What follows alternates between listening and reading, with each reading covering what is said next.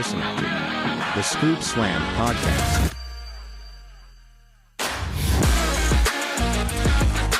Hello, everybody, and welcome back to the Scoop Slam Podcast. As always, we're back reviewing some wrestling. The weather's bipolar, the wrestling's bipolar, but the only thing for certain is that there's nothing certain about the Scoop Slam Podcast.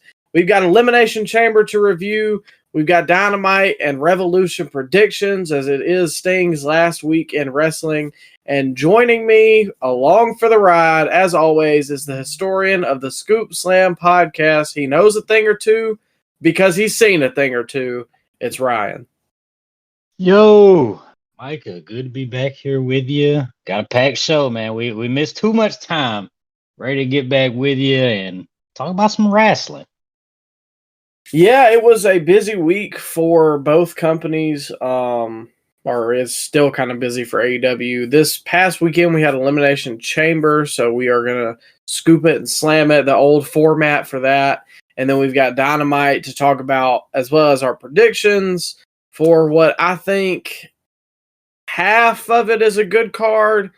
The other half, I don't know. I'm sure you'll be a little more negative about it, as you typically are. What? Are you just gonna give up hope with me already? Come on. Yeah, we call a spade here on the Scoop Slam Podcast. It's a pay-per-view coming up. It's definitely a pay-per-view. You're morbidly intrigued, maybe? It's a pay-per-view. Okay. All right. Well, Anyways, we got to talk about that. So it's going to be kind of a shorter show. Hopefully, I don't know. It could go longer. I can't predict it anymore, and I sound stuffy, and so I'm probably going to be sneezing half the time because Alabama can't make up its mind. It was freaking 80 degrees Wednesday. Today is Thursday, which is a leap year day, February 29th, which is kind of crazy. And today it's 63. Yep. And guess what the high tomorrow is? 80. What's that? Oh, just a normal day in Southeast Alabama, huh? Yeah. So my sinuses are getting absolutely just boned right now. But I popped a Claritin, and hopefully it'll clear up. So if I do sound stuffy, I apologize. But before we get into any of the actual events that happened this week, we got to talk about our newest sponsor. You guys have been showing love there. Yes, I'm talking about Dead Threads. Now, there's been a big fuss online about, and I don't know if you've seen this, Ryan, because you're not a big MLB fan, which I'm not either, but I just saw it. The new MLB uniforms were made by Fanatics. And they look horrible. Oh man. They're really bad. Like, the stitching is all off, the letters aren't centered, and the big key part of this is a lot of the guys, what's the word I'm looking for here? Their package. Whoa, wait. Excuse me? Run that back. It's visible. Wait, like Amazon and UPS? Well, maybe the Amazon rainforest. Oh, come on. Are you saying what I think you're saying? Yes, they are see-through, and people have been dragging. Yes. Come on, man. Well, I had to wear a Walmart bag, and I ain't talking about the gray ones I got now. Oh, Lord. But if you don't want to have shoddy clothes and you still want to get you some sportswear, make sure to check out our newest sponsor, Dead Threads. They've got everything NCAA basketball, which is heating up because it's fixing to be March. So you know March Madness is right around the corner. Get you some stuff for your favorite team. They've got NFL, which I know the season just ended, but make sure you got your merch for next year. NHL still in season. They got MLB. Don't waste your money on Fanatics unless it's for the WWE shop. Get you some MLB merch from Dead Threads. Make sure to get you some college football stuff because that's coming up. And any other sport really that you're a fan of aside from wrestling. But hey, we'll see what the future holds. And not only do they have sports, teams, they also have individual players on there. And presenting our newest segment, well, it's not really new, but we kind of coined a different term. Yeah, we rebranded. Yeah, and we're sponsored by Dead Threads for this segment. This is the Dead Threads Brain Dead Take of the Week. And so what that consists of is me and Ryan scour the internet looking for just the worst, most vile, disgusting, filthy, no brain power put into these thoughts. And these people come online and try and convince other people that their thoughts are true. And sponsoring this segment is Dead Thread. So for the Dead Thread Brain Dead Take of the Week, Ryan, what you got? Yeah, I don't have one this week. Yeah, you're lacking, Micah, but lucky for you, I'm going to make up for both of us because I didn't have one last week. But there was a little controversy in the wrestling community the last couple of days, Micah. I don't know if you've seen this, but about Maxine Dupree getting booed at a house show. Did you see this, Micah? You hear about this? Well, of course you have. We talked about it. Yeah, I did see. Well, where do I begin? I saw the clip, and we've obviously talked about Maxine in the past. And look, okay, I get it. Yeah. They need to be on the house show loop for getting better. But they have a performance center that she can train at, and she probably needs to. Sure. But I understand that experience is vital, and, on the job training is the best. But with that comes the ability to have people who pay not only their money, but their time to come to the show and watch the wrestling, and they don't see what they like. They have the right to boo that person. I mean, under, the United States Constitution, we've all got a right to an opinion, free speech. And so if I tell you suck, well, I'm allowed to say that. Now, I'm not saying that people have to be douchebags and just hate this woman and, Maxine, you should die. That's not what I'm saying. But as paying customers, and this is also not a new thing in the wrestling business. Legitimately, the business is founded on who you like and who you don't, and who you're cheering and who you're not. So this is a weird take to me, but go ahead, because I'm pretty sure about what I'm about to hear. Well, Micah, if you were in the crowd for this particular house show and you were booing poor old Maxine Dupree, according to objective_love_6843, you are a bunch of a-holes that don't have respect for the business. You think that it's easy to be in the ring and take bumps, whether she did well in the ring or not. Don't talk explicitive or boo someone that you can't even do what she does, as it takes so long to learn to be in the ring and perform. All respect to her, but she didn't deserve this ridicule. So, Micah, if you go to a concert or you go see a comedy show, and there's a bad band or a bad performer doing some bad crowd work. I know you've seen it on TikTok. Comedians do bad crowd work. If you were to boo that comedian or that particular band, would anybody think twice about it? No, and especially a lot of times people would join in. So why are we the bad guy for booing bad wrestling?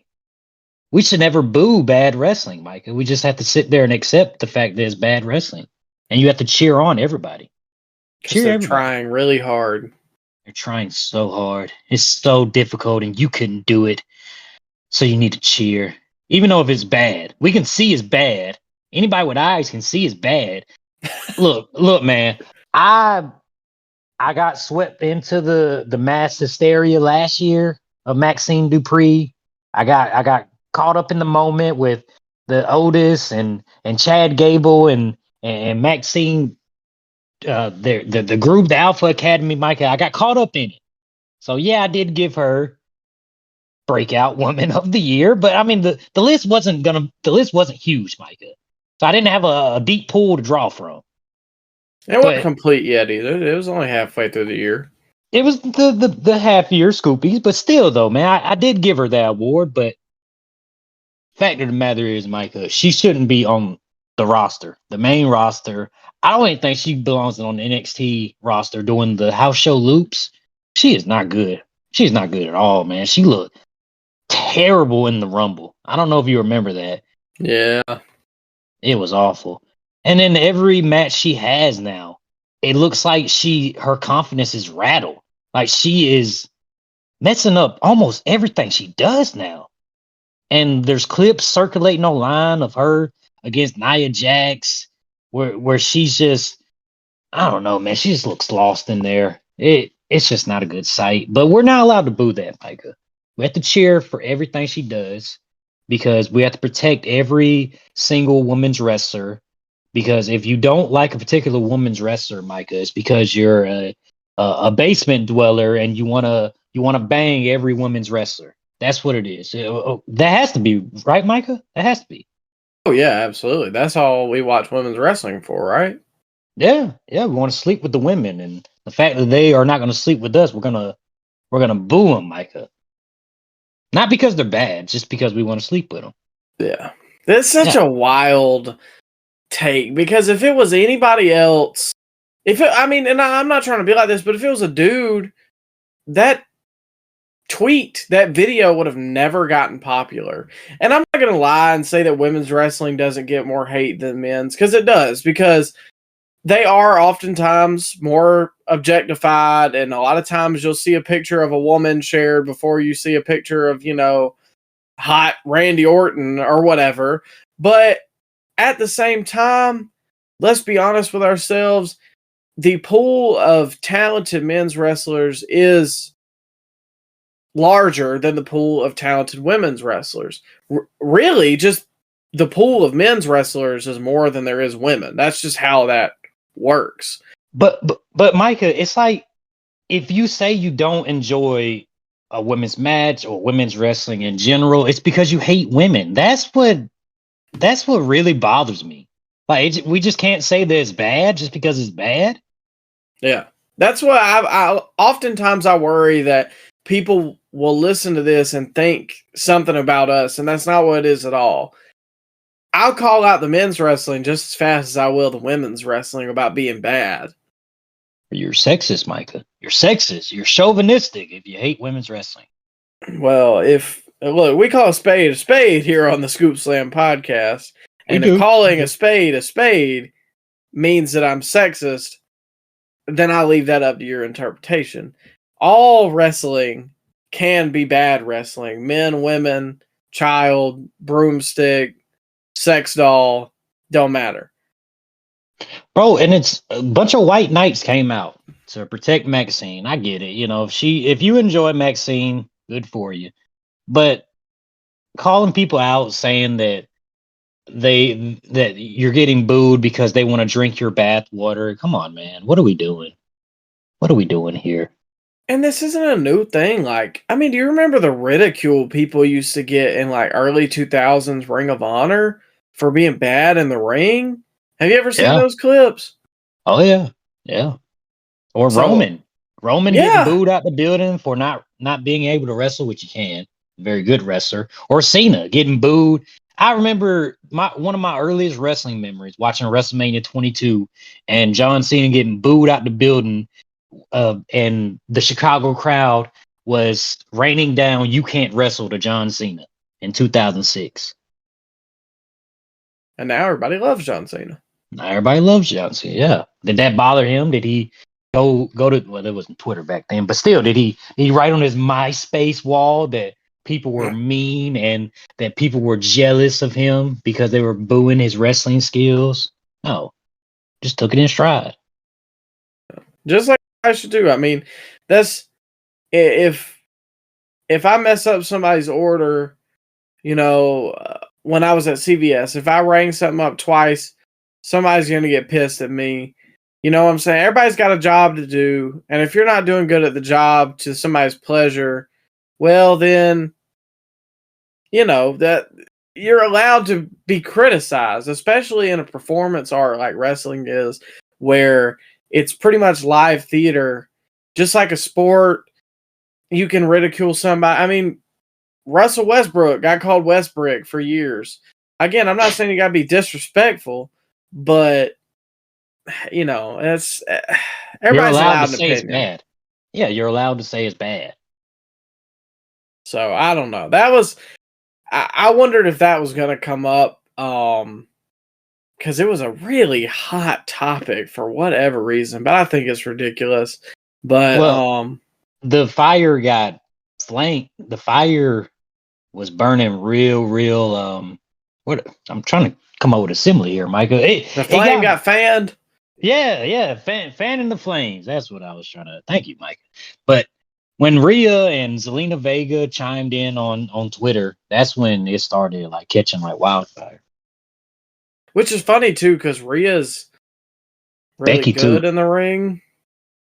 Becky joined in too. Oh, see, I didn't see hers. I saw Rhea's. I didn't even see Zelina's either. But she was the one that said. She was the one that said that people are jealous that they can't drink your bath water. That's why they're booing you. No, it has nothing to do with jealousy. It just has to do with the fact that it's not good. Bad. Like, I mean, we're going to talk about good women's wrestling later. But it wasn't this. I will, at least. Yeah, we'll talk about it. Yeah. Well, let's go ahead. I mean, unless you got anything else you want to say about this whole... No. Just, I don't know. Stuff like this makes me really dislike the online the online wrestling community, because there was a lot of white knights out there, Micah. A lot of white knights. And it's funny because the same people that are trying to defend them are the same people that want to drink her bathwater. Exactly. the people that defend them, so don't you talk about Maxine like that. Those are the people that are actually weirdos about Those are the people that are buying Rhea Ripley's licked ring attire, which she does sell that kind of stuff online, by the way. Yeah. She doesn't say anything derogatory about those fans, but if you boo Maxine Dupree, you're sexist, chauvinistic, and you want to drink Maxine Dupree's bathwater, Micah. So I don't know how anybody else feels about it. That's how we feel about it. And overall, the outrage about this has won the Dead Threads Brain Dead take of the week. Make sure you check out Dead Threads for all of your sports merch. Forget Fanatics. Make sure you get some actual good quality stuff. And speaking of good quality stuff, WWE ran a PLE this past weekend, and that was from Perth, Australia. 52,000 in attendance in the Optus Arena. Was Elimination Chamber. And it was a short card, only 4 matches with one talk segment, which that's kind of their go-to now, is short cards. Overall, good environment. Some of the pictures of the crowd really showed that the arena wasn't as full as they made it seem on camera, but I mean, that's just tricks of the trade that WWE is, known for at this point. But they opened up Elimination Chamber with the Women's Elimination Chamber. We're going back to our Scoop Slam format for our pay-per-views or PLEs. And what that means is our scoops are our positives, our slams are our negatives. So starting us off with the scoops, Ryan, for the Women's Elimination Chamber, what you got? I'm hitting you with a slam right off the bat, Micah. Dang. I thought Naomi and Becky did not look very good in here. Maybe it was jet lag, because I mean, this pay-per-view or PLE, sorry about that, it did kick off at 4 a.m, so maybe they're a little jet lag, still adjusting to the time of Australia. Well, that was one of my slams too. It started very bumpy, and I probably agree with you. It probably was jet lag. And typically Becky and Naomi are pretty solid in the ring. I think Becky is not what she used to be, but I think Naomi's all right. But yeah, it just looks like, when one of them was trying to go left, the other one was trying to go right. And I don't know what caused it, if there was an injury. my best bet, like you said, probably jet lag. I think Naomi has not looked good so far. Her whole comeback so far hasn't looked great, in my opinion. I don't know. She's got to be mid-30s by now. Maybe it's just an age thing, and you can't stay as sharp as you used to. And to be fair, she wasn't as sharp when she was on top as the women's champion of SmackDown, and back in her early glow days. But yeah, Naomi has not looked good in there. I don't know what she did in Impact or TNA, but so far, not so good. Well, how many matches has she had since she came back? I know she had one on SmackDown, I think. One on SmackDown. I think she had a tag match, if I'm not mistaken, and the Rumble. I wasn't a fan of her performance in there either. I didn't think she did bad in the Rumble. At least it wasn't like noticeably bad like some people. Well, I mean, we just talked about one. Yeah, we were just talking about. I wasn't gonna throw names out, but yeah, Naomi. Yeah, I don't know. It's not looking so good so far. Well, maybe she can win you back. Did you have anything positive about this one, Ryan? Yeah, I mean, there was a few cool moves that happened throughout the match. I thought the split leg drop by Naomi from the outside looked okay. Do you remember that when she climbed up the chamber and did a split leg? Yeah, I thought it was inventive. Yeah, it very, very innovative. A blockbuster from the top of the pod. I think Liv did that. Did Liv do that? I'm pretty sure, yeah. Yeah. Now, blockbuster, I don't know what that is right offhand. It's like you're on the top of the turnbuckle, and then you kind of like do a flipping neck breaker to your opponent that's standing. Oh, okay, yeah, I know, yeah. Yeah. I'm pretty sure that happened, and there was a couple moves in the match, Micah, but I don't know if you were a big fan of this match. I did like the ending, how it was shot, and how fast it happened. They did well with that. Seems like they rehearsed that quite a bit, and seems like they did it well. Did you have any scoops for this match? Actually had a couple. I thought this was a pretty good chamber. Honestly, after it was over, I thought it was going to be better than the men's, like the women's Rumble. You thought this was good? I really did. I thought it was okay. I mean, I got a couple. I thought Tiffany Stratton looked really good when she came in. It was kind of, like we said, muddied early with Naomi and Becky, but when she came in, she had some fire, she had some quickness, and she was weirdly over in Australia because she's not even from there, but she was getting like kind of the biggest chance the whole time. I don't know why. Well, they're hardcore fans there, Micah. They watch NXT, man. Is that so? Yeah, of course. Usually when they go to those big cities, they have a cult NXT following. I just thought it was because she kind of looks like every Australian. No, hey, come on, man! Don't be ridiculous. But looks like every Australian. blonde, tan, and like, I mean, they have a look. No, come on, man! Don't be ridiculous. Look, what do you mean by that? They're always tan. They typically have blonde hair, and a lot of times they wear flip-flops. Is that right? Was Tiffany wearing flip-flops in this match? No, but maybe she's a big flip-flop connoisseur.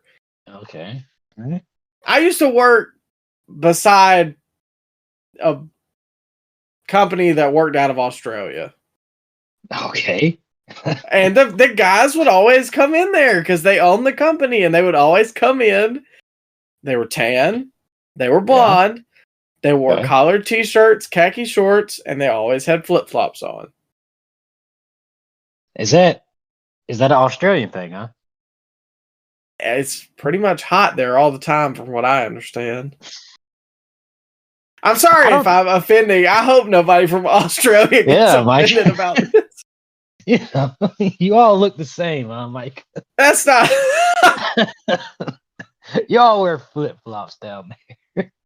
The land down under Micah thinks you all wear flip flops. There's nothing wrong with the land down under. It's a beautiful place. Trust me, they showed us a million tourism shots, and I wouldn't mind visiting one day. A lot of poisonous snakes, poisonous spiders, a lot of dangerous animals in Australia. You know, that's what they used to send prisoners. Well, that's how it got started, because that's why their flag has the Union Jack on it, because it was originally a UK colony that they just sent all the prisoners to, and then they got freedom. Yeah, that's funny. Kind of like us. Well, man, we are undefeated against those no good Brits. Well, now I just buried the whole Australian audience, and now you're going to piss off the UK audience. Oh, yeah, especially later on. I mean, by now, we're just going to have an audience in, like, Florida and Alabama. Nothing wrong with that.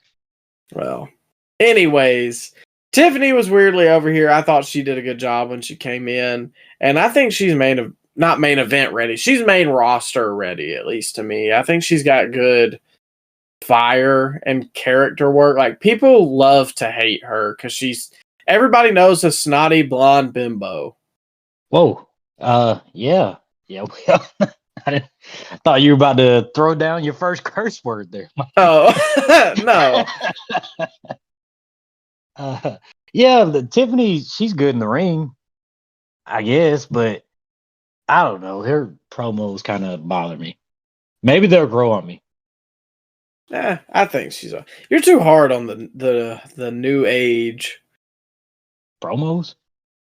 Well, you talking about the NXT people? Yeah. No, I can spot a good promo from a mile away, Micah, and I just don't like when it sounds too, script-like, rehearsed, Well, I guess that's true, but you don't like Braun, you don't care for Tiffany, not big on Mello. Who do you like, Ryan? I like Trick. Okay. Obafemi, yeah, I like Oba. Ilya, I like Ilya. Okay, he's small though. No, but his stuff looks good though, like Darby, and he can actually he cuts a pretty convincing promo. Doesn't sound like somebody's writing for him. There's a lot of good talent in NXT. Just I don't like the promo style that they kind of teach down there, which they kind of. I mean, it feels like they're actors and they're not good at being actors. You seen the promo styles they cut down there? Yeah, they don't have a ton of fire. Segments. The backstage segments are like literally like sitcom, Micah. I don't know. They're bringing them to SmackDown, the sitcom type promo packages. I mean, I'm not a huge fan of it, but maybe something will click whenever they get to the main roster. It feels way too fake, way too not funny, forced. Well, anyways, an NXT talent, I don't know, Australia. Yeah. Well, former NXT talent was another one of my scoops. Bianca hit a tornado. It was kind of a tornado DDT that I thought was really smooth. She is really, really good in the ring. And in these multi-woman matches, it shows like how much head and shoulders above the crowd she is. Because while I was just talking about, I mean, Tiffany, is good. Becky used to be one of the best women's wrestlers in the world. I think she has lost just a little bit of a step, whereas the Bianca and Rhea are, way further along, in my opinion. But Bianca, she's an okay promo. She's not the greatest in the world, but in the ring, she is a legit freak athlete. And that KOD she hit on Raquel was crazy because she like deadlifted her basically. Yeah, she looked well in there. She looked really good. She did a thing, and you could tell she was trying to slow down for a couple of the ladies in there. Yeah, and I think that's a lot of the issue is maybe some things they're trying to do too fast and then they get caught up in the moment and it looks too slow. Because sometimes, like, I can see the thought process. The wheels are turning. You can see the wheels turning in their mind. Like they're trying to remember the next spot. But there's too much going on, and then they end up messing something up, trying to remember something else. So I don't know. But Bianca is just one of the best women's wrestlers of all time. Yeah, I agree. Even right now. Yeah. And speaking of Tiffany earlier, though, that swanton she hit off the top, I'm not a huge fan of group spots, but I thought that was a nice touch, and it got a really big pop because, like I said, she was over. And ridiculous. You didn't like it? They just stood there.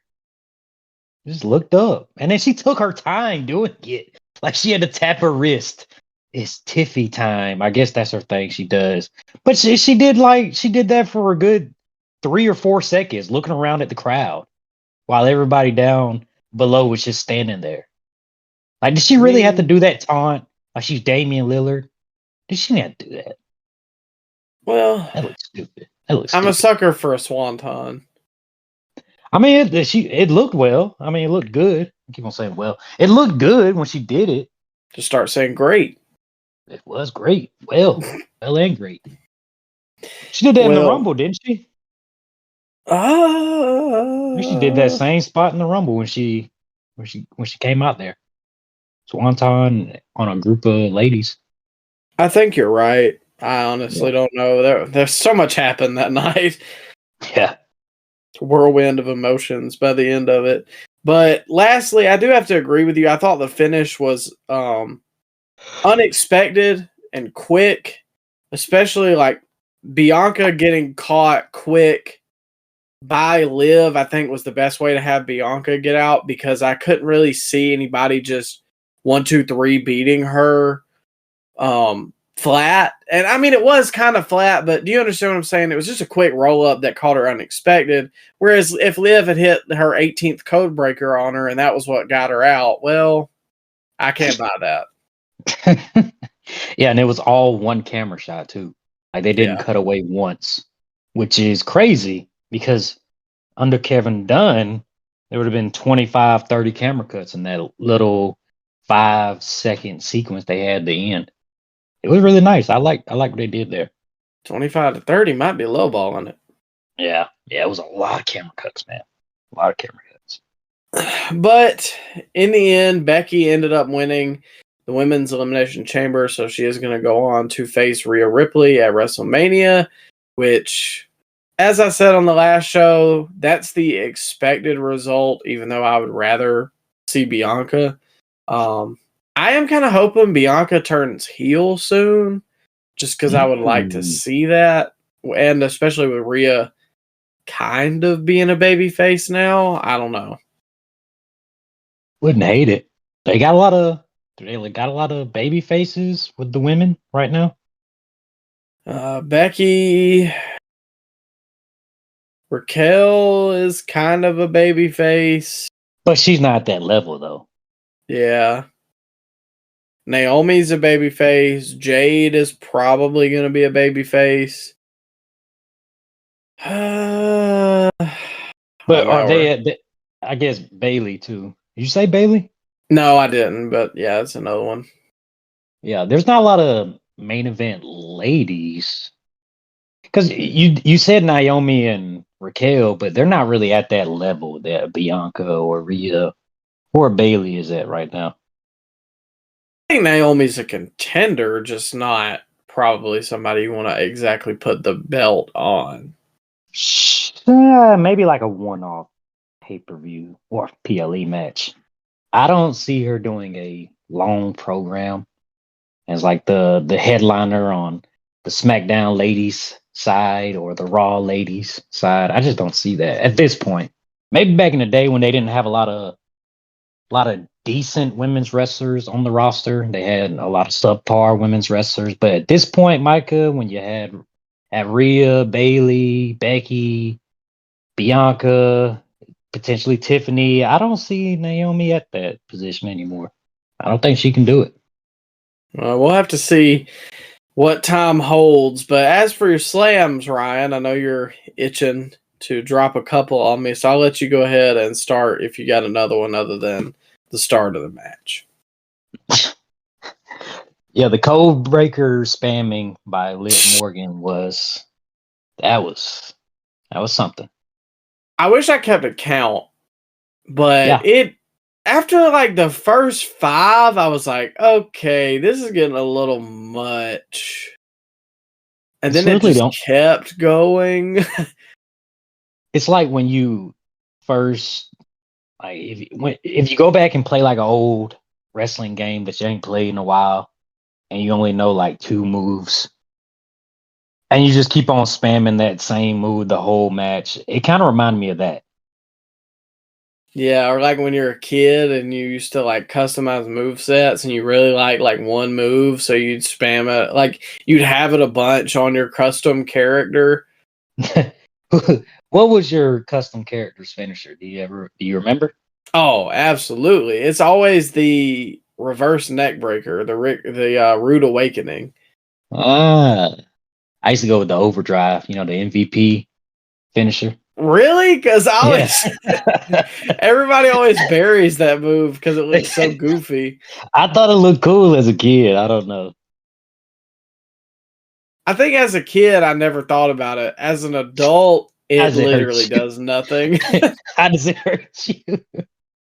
If anything, it would hurt MVP more because he's slamming his knee into the mat. Yeah. Yeah, but overdrive. Goated. I always did Rude Awakening just because it looked horrible and you could get a taunt in because I would always be a heel. And me and old Dolph Ziggler used to run the table back in the day. Oh, y'all were tag champs. Oh, we were. And world champs. 2-man power trip. Dolph Ziggler. He was a part of your 2-man power trip. Come on now. You know I was a big mark. Everybody else on the roster, you chose Dolph Ziggler. Okay. 2012 WWE. Who else are you choosing? All right, that's a good point. I mean, you got Punk. Yeah. CM Punk. You'd probably go for The Miz. In 2012, no, I think it was Babyface. I wasn't feeling Babyface Miz. Was he? I thought that was peak. No, that was 2000. I don't remember. 2012, he wrestled. No, 2013, he wrestled Wade Barrett at WrestleMania when he was a babyface. He had the IC title. You remember when he adopted the figure 4 leg lock? Yes, I do remember that. Yeah, that's when he was a babyface. Well, anyways, yeah, Codebreaker spam was ridiculous. And speaking of Liv, there was a spot, which, I mean, I know it's stupid, but I thought it, and then Corey said it, and so then it just made it, like, really evident. Yes! So Bianca was up on the top rope, punching, I can't remember who, but she was turned, like, towards the crowd. So Liv comes behind and is trying to punch her, and she's just straight up punching Bianca in the cake. Like, none of it's going to her back. The posterior. Yeah, the old gluteus maximus, as Corey Graves would coin it. He said, I've never done that method, but I don't know. Yeah. It seems to be effective. He said, I don't know, because I quoted, he said, I don't know that attacking the gluteus is a great strategy, but, which is a great line. I'm not hating on him for it, but I thought, like, I was like, nah, I'm not going to write that down, whatever. And then he said that, and I was like, okay, well, now you leave me no choice. Bro, why didn't they shoot away? I don't know. And Liv throws horrible strikes, and people now are all pissy that she has nothing going into Mania. Who? Liv. Who's mad about that? No, I know Liv. Oh, who's mad about that? Well, who were we talking about earlier? The guys who want to buy bathwater? Yeah. Bingo. Okay. There they are. Just between that, the Codebreaker spam.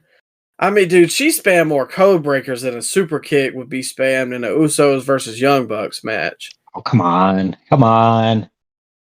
It was Am a lot I wrong? I'm not saying you're wrong, but come on, man. Have some respect for the Usos. Oh, that's the problem. Yeah. You think they're going to put Liv against Bianca? You think they're going to have that at Mania? I'd rather see Jade versus Bianca, personally. Is she ready for a one-on-one match? If anybody could carry her through it, it would be Bianca. What if they do a tag match at Mania? Bianca and Jade team up. That's intriguing. I wouldn't hate that, especially if it could eventually lead into a one-on-one match at SummerSlam. But who do you have them face? That's the problem right there. Well, you could do the Kabuki Warriors. They could win the well, no, that makes no sense because how are they number one contenders? Well, you could put Jade working out in her contract that she gets a title match. You could do that, right? Well, that, or you could potentially do a Bayley needs friends, and Bayley and Bianca were on the outs, but Bayley has seen, because they had a feud that went for a long time. They did, yeah. Bianca has seen that Bayley has changed, and she's like, I know that you can't stand them just as much as I can. Kind of like when Jay went to Sammy and KO. And so then you could have Jade and Bianca, I was just talking about her and lost her name, versus the Kabuki Warriors, and then have them, like if they try and run out, then you got Jade and Bianca to help Bayley. And that's a good way to get some shine on Jade early, have them split up, then have a match at SummerSlam or even potentially WrestleMania next year if there's a long enough build. See, I would think that would work, but they're kind of already running that angle with the Bloodline and Cody.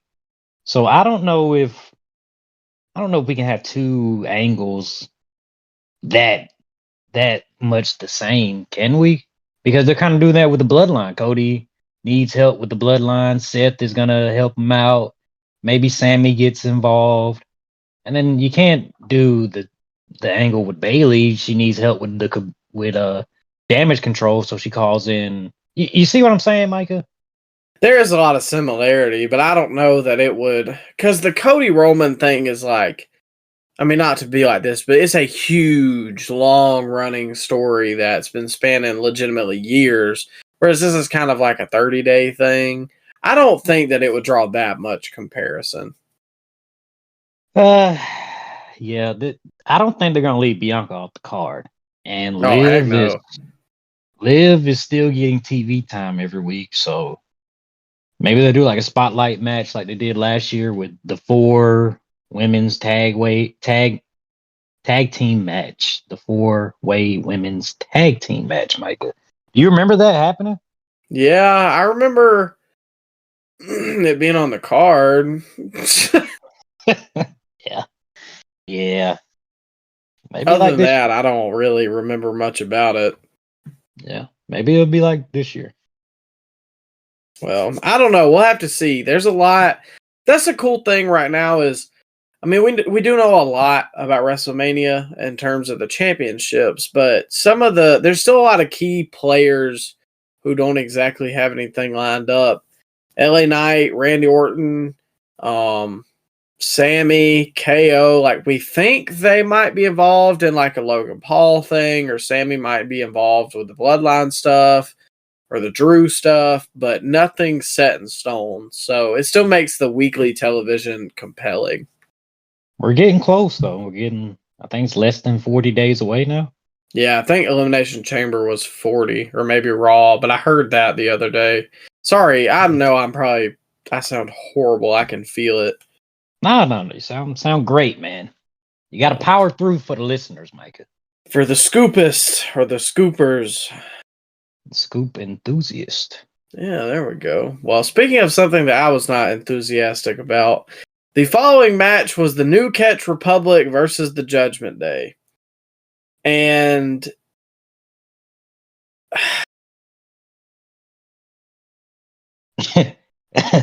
Micah? I was watching this at work. You didn't like it? And I could not stay awake. Come on, this was a good match. You are what? I just didn't. I don't know. Why do you hate these guys so much? It's just I didn't buy into them. I don't know. I wasn't there for the NXT UK run, and I You hate think Pete Tyler Dunne. Bate. Well, I think Pete Dunne as a single has potential. Tyler Bate is just so small, and oh my god, there's not a ton of like catchphrases or names that I truly just have disdain for in wrestling. There's some bad ones, but Big Strong Boy is the Yeah. most millennial Oh, come on. nickname in the world. Bro, he's my age. He ain't no millennial. He's No, a Gen Zer. I'm not saying that. What I'm saying is like somebody in the back, one of the writers was like, "Oh, No, he's a big no, strong boy." no. Like that's disgusting. I ain't gonna let you get away with that. That was his stuff on the indies over there in the UK. You can blame those Brits for that. Don't blame the writers. Blame the Brits. That's what he was going by. But when he first had that run the UK tournament to crown the first UK champion, he was using that nickname. He had it on the indies. Thank you. Well, like even if he was like if his name was like Little Strong Man, because you know they got the Okay. strongman competitions. Little strong man. No. I could rock with that better than Big Strong Really? Boy. That is so disgusting. How is that disgusting? It sounds like What about sexy boy? That was Shawn Michaels. You had no problem with that, but you got a yeah, problem but with Big look Strong. at him. Was he wrong? Wait, are you saying that Shawn Michaels is a very handsome man? Is that what you're saying, Micah? He was on the cover of Playgirl for a reason. I think he was a good-looking guy back in the day. You had an issue, huh? No, I wasn't born. So you're saying if you were born, you would have had an issue. Like, Well, you know. No. oh man, come on. No, but back in the okay, I can understand. Sexy boy, weird nickname. But it kind of fit for the gimmick, and Sean was a good-looking guy. Tyler Bate, oh, I'm a He's big strong. strong boy. That's No. something you tell your 5-year-old. He is strong though. Big strong boy. Bro is strong though. I ain't gonna lie to him. He's pretty strong. Did you see those feats of strength he did in the match? I saw the one where he spun somebody around for like 5 minutes. I was spinning and spinning and spinning and spinning until I saw Z's. Come on. I seen him do that move, that like giant swing while he was holding somebody in a fireman's carry. So bro is like legitimately really, really strong. Well, that's fine. I'm not doubting that. It's more just the names. It really bothers me. He's talented in the ring. If you can get past the fact that he's 5'6", he's really talented in the ring. Well, that too, and I'm not like I'm 5'8", but he's just very small, especially next to like Damian Priest. And I'm not just like the biggest Damian Priest guy either, but nothing pulled me into this, and it was a match, but this felt like a takeover tag match. Like everybody loved it online. I did too. Maybe it's the nostalgia for NXT back in like 2017, 2016. There was some good stuff going on back then. They didn't really spam like the finisher kick out fest like they do a lot in modern matches. They gave them a lot of time to do what they do best. The crowd got behind it as the match progressed.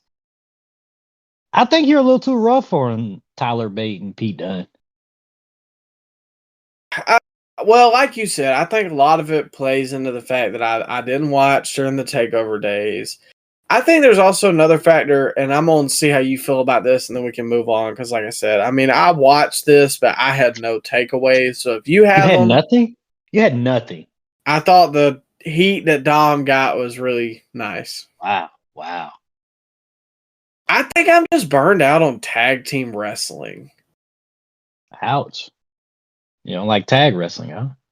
Well, okay, I used to be a big fan. Like a couple years ago, FTR and the Briscoes, that's like legitimately some of my favorite matches ever. Those are great matches.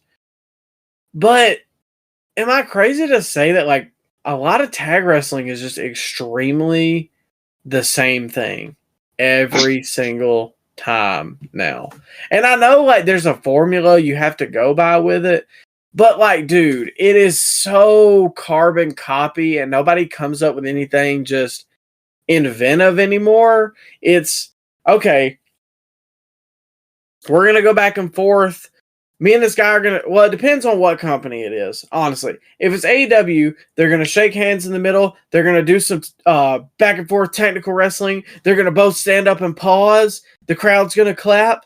Then they're going to go back at it. Then they're going to tag out, both sides. Then the other guys are going to get in there. They're going to do some cool stuff. Then the heel team takes over. They get them in a headlock. They do all this other bullcrap. They go through the break. They come out of the break. The guy, is still in the ring. The babyface is still in the ring. He's getting beat up. He's getting beat up. Wait a minute. He comes out. Boom. Hot tag. Comes in, house of fire. Tears everybody down. The other guy goes outside. Then the other babyface stands up. They'll tag out. They'll get a move in. Then the heel ends up cutting one of their nuts off. Chops the other guy down. The heel who was on the outside comes in. They hit their tag finish. But, oh, wait, here's the babyface to break up the pin. And then they spam finishers back and forth for about 2 minutes, and GG, there's the match. Is that not every tag team match now? I closed my eyes, and that was a pretty good rundown of what most tag matches are, especially the AEW side. But I think it can work, though, Micah. It can work if you have two teams that you care about. You just didn't care about none of these teams. Exactly. That's the biggest problem to me. Yeah. I care about FTR in AEW, but any other tag team, I don't really. I mean, they have some decent ones, but I'm not invested in anything that they're doing. On the WWE side, I don't have that allegiance to Pete Dunne and Tyler Bate that a lot of the UK or NXT in general fans do. The Creeds are good in the ring, so I mean I'm interested. What other tag teams do they have? Damian Priest and Finn Balor I'm burnt out on. I know. You want to see the Awesome Truth reunite. Well, I can't blame you on that, Micah. They probably are going to be my favorite tag team when they finally do have that. When they have that reunion, Micah, and they hold up tag titles at the grandest stage of them all at WrestleMania 40. Can't blame you with that. They're going to, and a lot of people are going to be pissed. People are pissed online because they're like, you literally have the Creeds and the New Catch Republic, and instead you're going to give that spot to them. They're over, though. I don't like that name, by the way. The New Catch Republic? Yeah. What is that? It's playing off the New Czech Republic, which... Is it? Yeah, I thought, because it's a European country. I don't think that's what they're going on. Corey said that it's a play on their old tag name in the UK, so I don't think it has anything to do with the Czech Republic, Mike. Are you sure? I swear that's what I thought it was. That's what Corey said. Why would they be repping the Czech Republic? That man. I don't know. This is what popped into my head. Oh, come on, man. Well, the big strong boy and the bruiserweight were putting me to sleep, so I don't know how much I'll be interested in their next run or whoever they're catching. Oh, come on. Well, the Judgment Day did win this match. I don't know if you told our listeners that. They did win. I think it went 18 minutes. I thought Tyler Bate looked good in there. Micah couldn't care less about Tyler Bate. Micah hates Pete Dunne, and he hates all of the UK. But that's all right. We'll move on. We'll go to the next. I think there was a segment after this that took a very long time to get to. Yeah. Well, I guess here's a good time to talk about it. At first, I don't hate the UK. I just have not bought into these guys. No. Anyways, a big topic online, the discourse coming out of the show was that this show was 4 hours long with 4 matches because they ran a lot of tourism stuff and ads and propaganda. And look, I'm not here to say that it's right.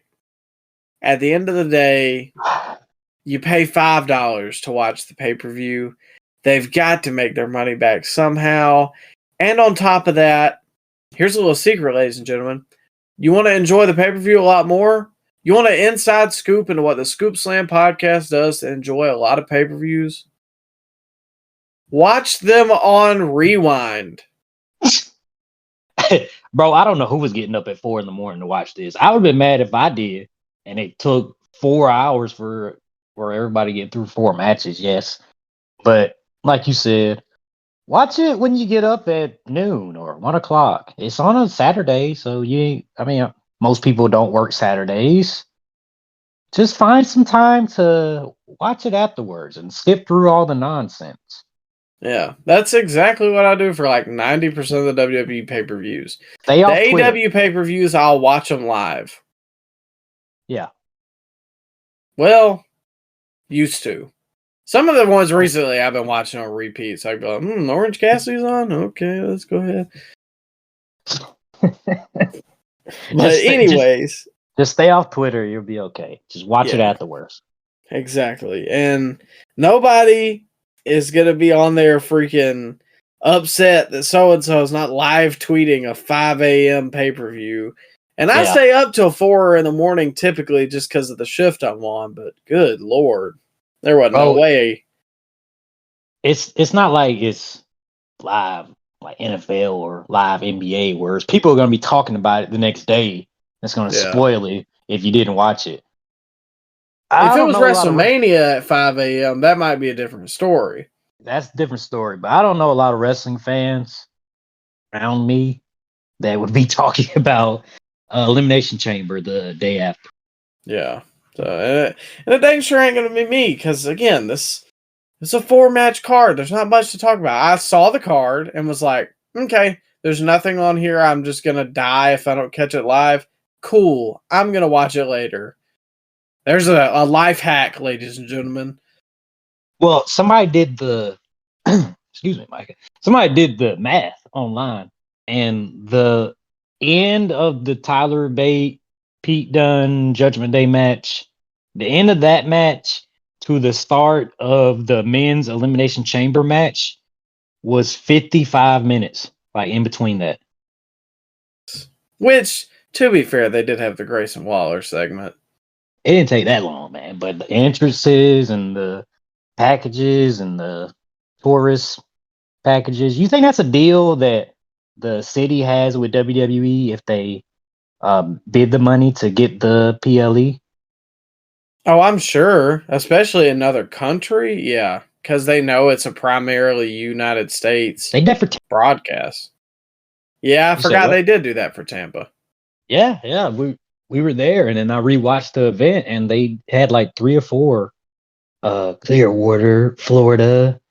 Come visit Clearwater, Florida. We have the best beaches, the best restaurants, and stuff like that. And they did that in Saudi Arabia too for the last what was that, Crown Jewel or whatever that was.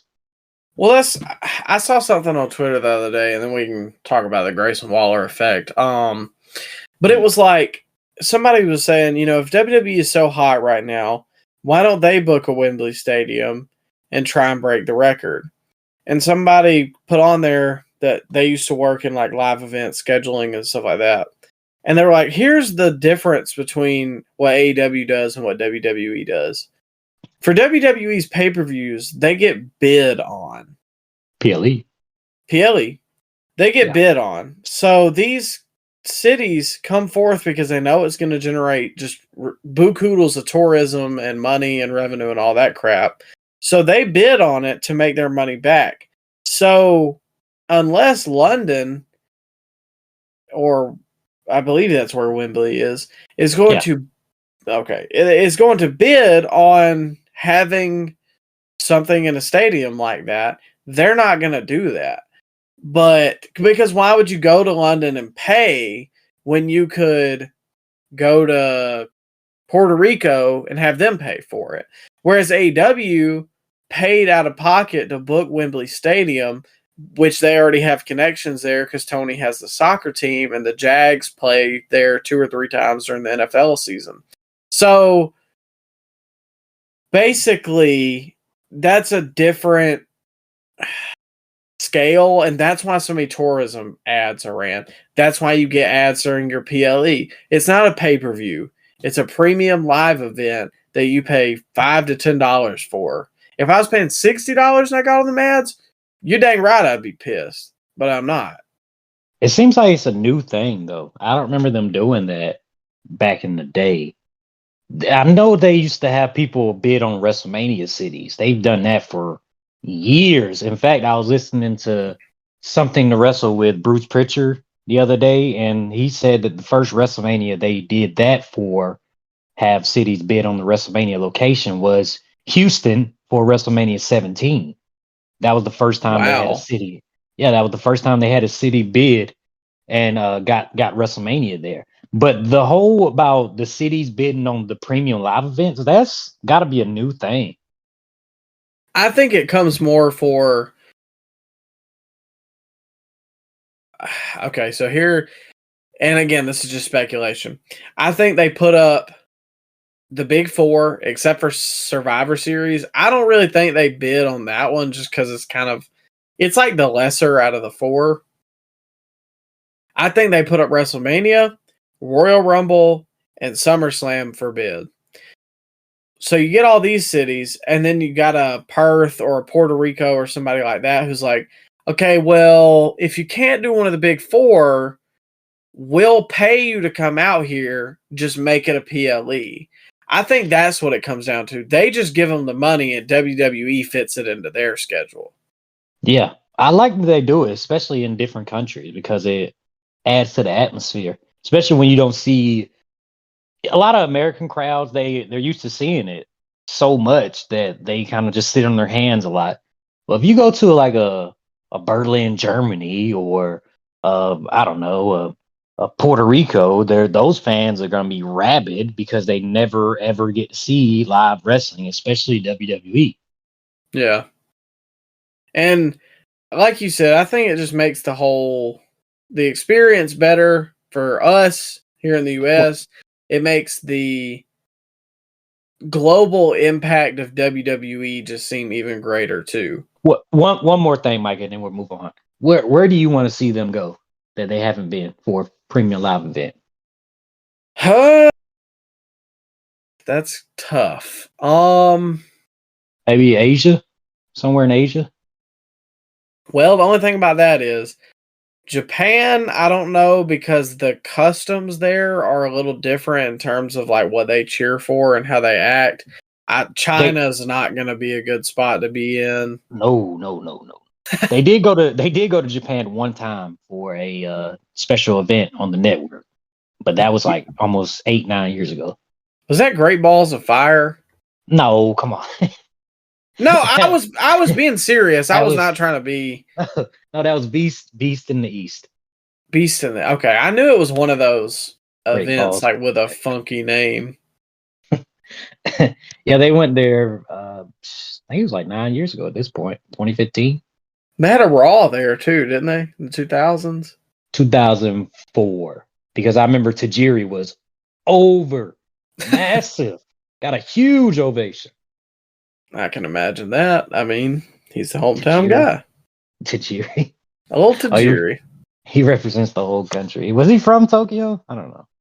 I don't know. I mean, maybe. It's a small country. He's like one of the like 3 Japanese guys in WWE at that time. Yeah, I guess so. Well, anyway, speaking of being a hometown boy, the Grayson Waller effect was next, and I didn't even answer your question. Philippines, South Korea?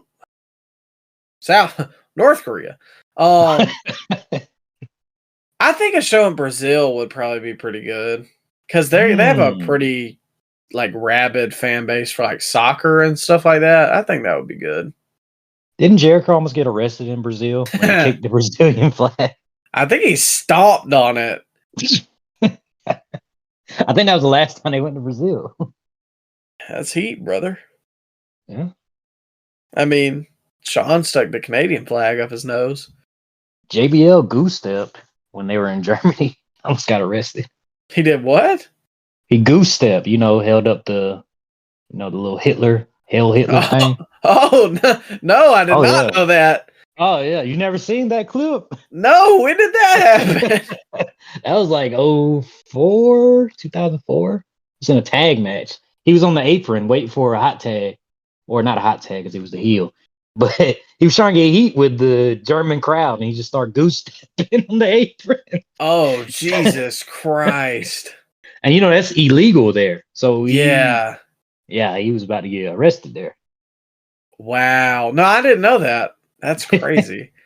Or a pay-per-view in like Mexico City. I think that would be good. Yeah, I wouldn't hate that. But anyways, hometown guy, Grayson Waller effect. He had as his guests Cody Rhodes and Seth Rollins. Him and Austin Theory were out there. He did a shoey. He got a huge reaction. He has one of the best theme songs in WWE right now. And it makes me so mad because then I have to realize who's actually coming out to that theme song.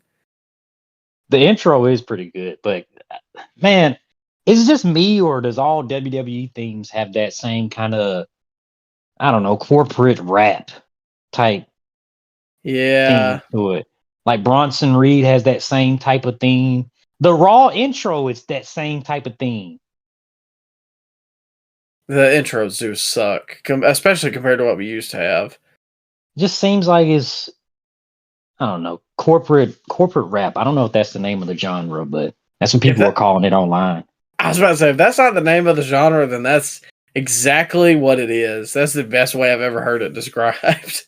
Yeah, I don't know. Well, anyways, like I said, his guests were Austin Theory, and no, Austin Theory was helping him host. Yeah, with no chair. They didn't give my boy Yeah. a chair. Everybody had a chair in this segment except here. He was like the bodyguard. He's the guy that pulls the rope back for Private Party. He's okay. All right. Yeah.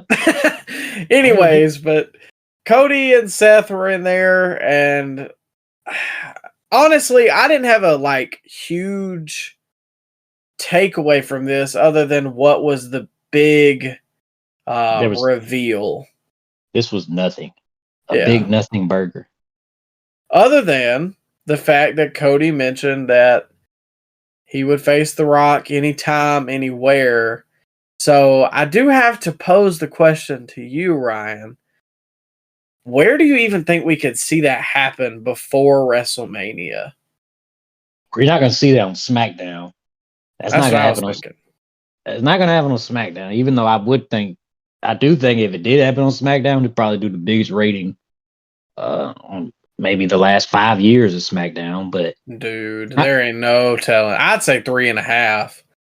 Yeah, when they first went to Fox for SmackDown, they did like 5 million viewers. I can see it doing maybe not 5 million, but like a good 4 million. But that's not gonna happen on SmackDown. It's got to be WrestleMania.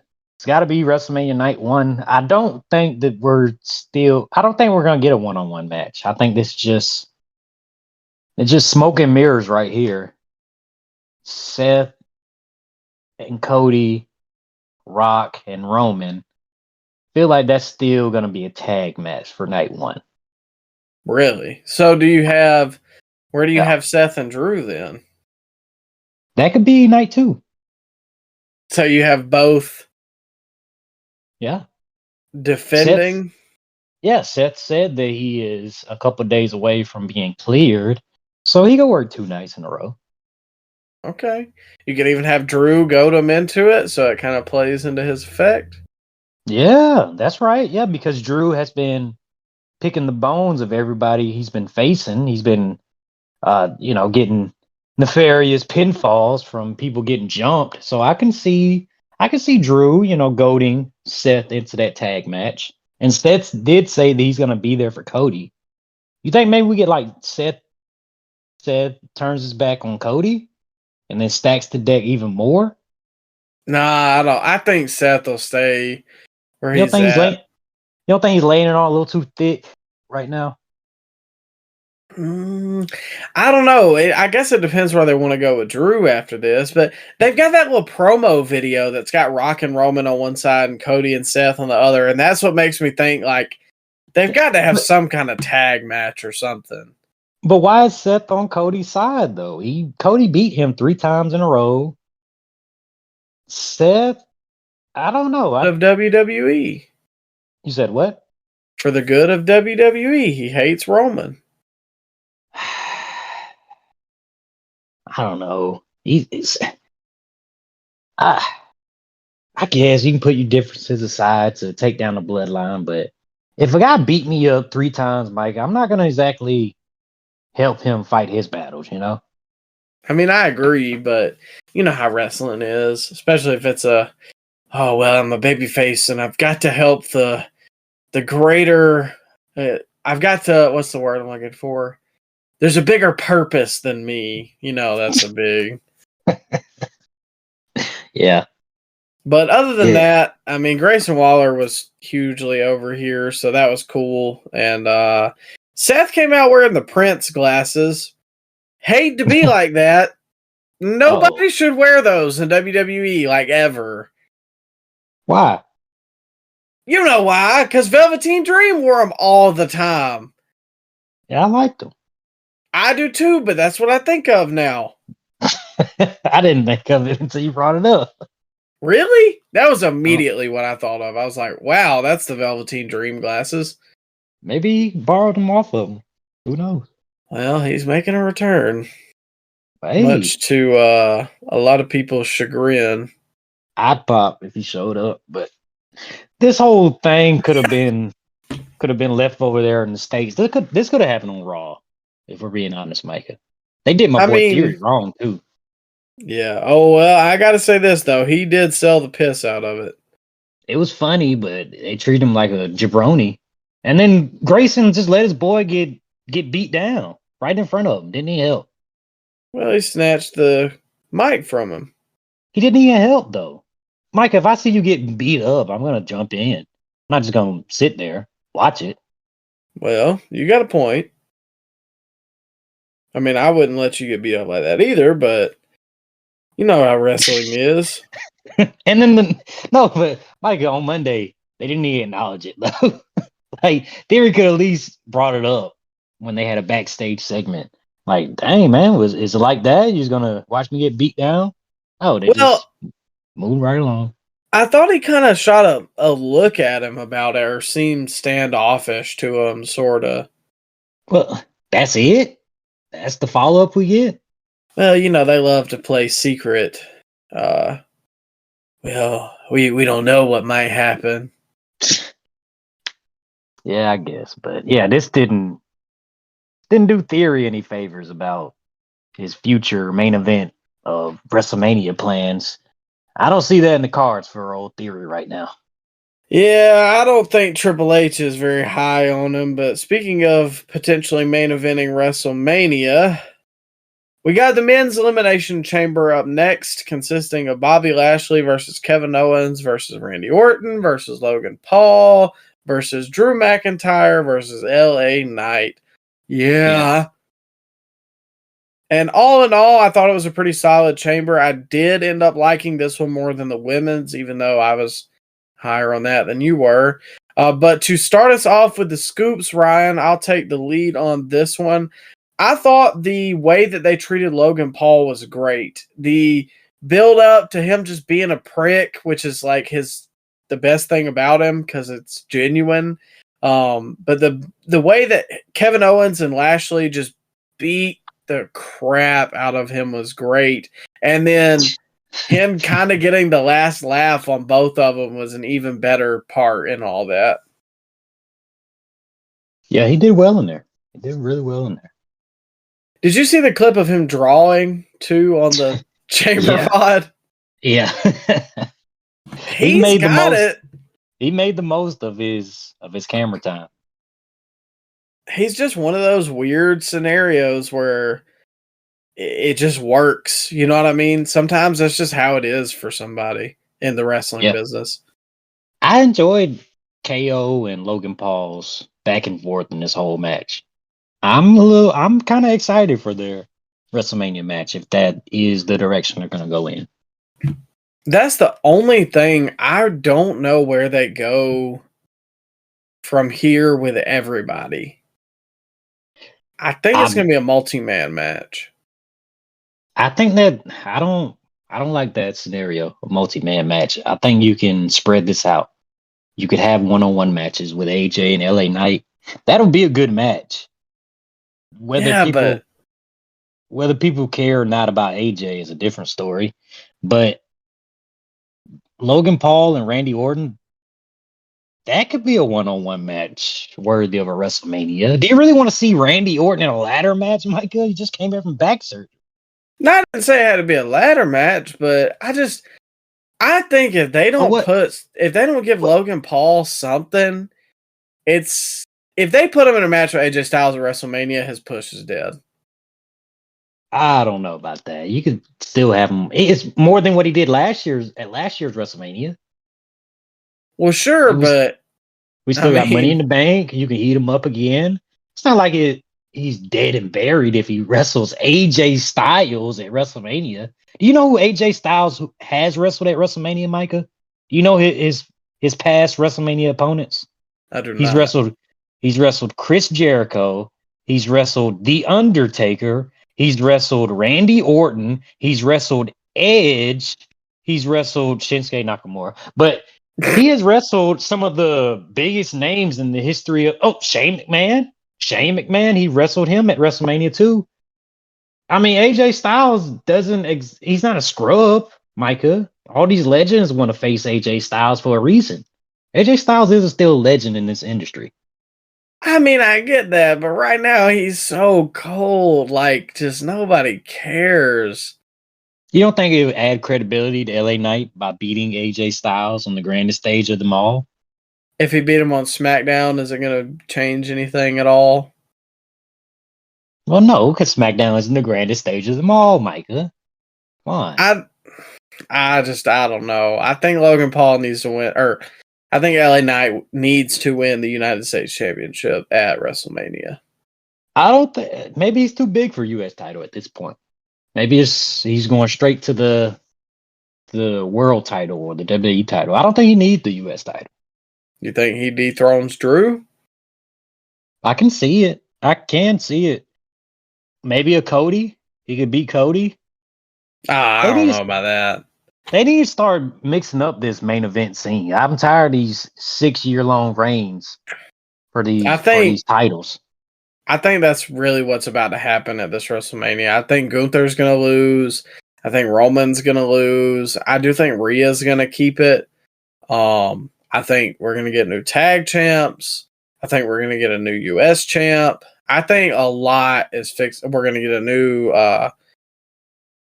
WWE women's champ. I think, because I kind of been built. Era is coming in WWE. And I think this is really about to be the end of anything that had Vince on it. And now this is fully the TKO era. Yeah. I can see it. I'm just tired of these long reigns. Yeah. Very tired of these. Did you have any other scoops for this? Well, that was my scoop, but yeah. You only had one scoop for this whole match? No, I have more. Okay. Gonna let you get your piece in. Okay. We had a scoop slam alert, Micah. Drew McIntyre delivered a scoop slam, but Michael Cole calls it a Michinoku driver. Did you see that? No, I really didn't even catch it. Why does he think everything's a Michinoku driver, man? I don't understand that. He's trying to be hip with the fellow kids. But you think if you call as much wrestling as Michael Cole has over the last 30 years, that he would know the difference between a scoop slam and a Michinoku driver? I don't know. I mean, I would hope, but then again, people are into that kind of thing. Is he not watching the matches, or what's going on? He's trying to study his stardom in New Japan, like Excalibur. Oh, okay. All right, I get that. Randy's selling, man. Were you legitimately concerned for Randy Orton in this match like I was? A little bit. Like, at first I was like, oh, okay, you know, whatever. But then, like, he was on the ground for majority of the match, which I think a lot of that was a factor of him just kind of getting back into the rhythm of things. And I mean, he is a little older, let's be honest with ourselves, but if this wasn't an actual injury, and I don't believe it was, he did an amazing sell job. Yeah, you actually were concerned. Well, at least I was for his back, because he was selling it. He was selling it like crazy in this match. Felt like he was the only one selling this match. Yeah, that was one of my main takeaways was, I mean, he was doing a really good job selling, and something that gets lost a lot of times in these Elimination Chambers matches is it is supposed to be grueling. It's supposed to be violent, and I know they don't have blood, so that is kind of a hard dynamic to get, but a lot of times, like, guys get slammed on the outside, and then they're right back up. Yeah. I like they didn't do a lot of stunts in this Elimination Chamber since they had a bunch of them in the women's chamber. This was kind of like a hard hitting, kind of a grueling Elimination Chamber. I enjoyed that. I think that was the right direction to go. Well, and two, you got a lot of guys in there who, again, let's be honest with ourselves, are kind of older. You got Randy, you've got LA Knight, Lashley. KO's not exactly a spring chicken. He's almost 40. Youngest one in the match 30. was Logan Paul. Yeah. Drew's what, 37? Yeah. Yeah, about 37. They couldn't really do it, but all in all, I thought it did work to their favor because this is just loaded with stars. At the end of the day, that's what it's about. Well, I thought Logan was going to do something crazy off the chamber or something to that effect, but he really didn't. I thought he did. Didn't he do one dive off one of the pods? But it wasn't like a 450 burning hammer through 2 tables, Micah. I mean, it wasn't like that outrageous. I think he did do like crossbody or something. Yeah, that's what it was. Which, speaking of Logan, one of my other scoops was when he had the brass knuckles and Randy ended up hitting that RKO. I thought that the shot of that and just everything that built up to it was absolutely perfect. Like, it was so satisfying getting him or watching him get RKO'd. Yeah, that was a great shot that they had. Didn't ruin it by like the camera didn't pick up on that Randy was stalking him at all, which I did enjoy. Yeah, and sometimes that bothers me because it's like, you know, something's about to happen. Why is the camera not cutting to that guy? But in that instance, it didn't bother me at all. Yeah. And like I said earlier, Randy did a great job selling. That was also one of my scoops. My final one I got, Drew winning this whole thing is the right call. And that's kind of crazy to think about because 4 weeks ago, or I believe it was about 4 weeks ago, whenever we were returning from the Royal Rumble, we talked about Drew on the ride home, and I had no interest in seeing him in the main event, and I didn't feel like he was supposed to be there, but he has done such a good job of reinvigorating himself in the fans' minds, or at least in mine. Not only has he had good matches, the one with Cody was really good a couple weeks ago. This was pretty solid. But even the character work, it's a lot different than what he's been doing, but it's really working. Because like I said earlier, he's telling the truth, which is typically a babyface thing, but it's kind of working here. And then he's got this dynamic of, well, I've been screwed, but now he's not exactly screwing people, but he's not doing anything to stop people from getting... Oh, well. He's not exactly doing anything to stop himself from reaping the benefits of people getting, you know, their opportunity taken. Yeah. Okay. You understand what I'm trying to say. I get you. But I did like that Drew, he didn't really beat anyone clean in this match, which added on to what he's been doing on TV because he didn't beat Bobby clean. I believe Bobby just got beat down with something. I forget what it was. He I think it eliminated was LA just. Knight. I think What it was it? was. What is their name? The Karrion Cross. No, they weren't there. They didn't interfere and cause No, Bobby no, to no. lose. Nah. That happened in Rumble. That didn't happen here. Oh, okay. Never mind. My bad. My bad. Oh, you're talking about in this match. Yeah. Bobby got screwed by. What happened? Drew didn't just beat him clean. Dang, I can't even remember. Was it like a roll up? I think it was. Or oh man, I'm blanking hard. I almost want to say that like Bobby did something to somebody and then oh man. No. What didn't Bobby get hit with a move and instead of whoever else pinning him, Drew hit him with like a claymore and then he pinned Bobby? I can't remember. Whatever. My mind's not here. That sounds about right. But Drew picked the bones of Bobby. He eliminated LA Knight after AJ interfered. He eliminated Randy after Logan Paul interfered. So Drew, this adds on to what Drew's been doing on TV, which I mean, he is who he claims he hates. Now at this point, he's no better than Roman Reigns. Yeah. And that's the character work I was kind of talking about, but it's not just the actual events, but even on the mic, he's selling it really well. Yeah. He did. He's been on fire, man, since you cut that promo on him driving back from Rumble.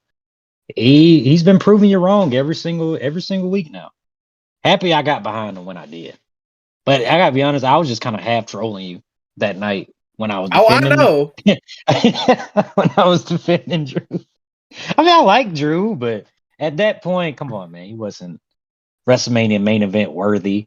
But he's done such a fantastic job of trolling CM Punk fans, and he has gotten himself over as the top heel on Raw at this point. Yeah, Can't deny it.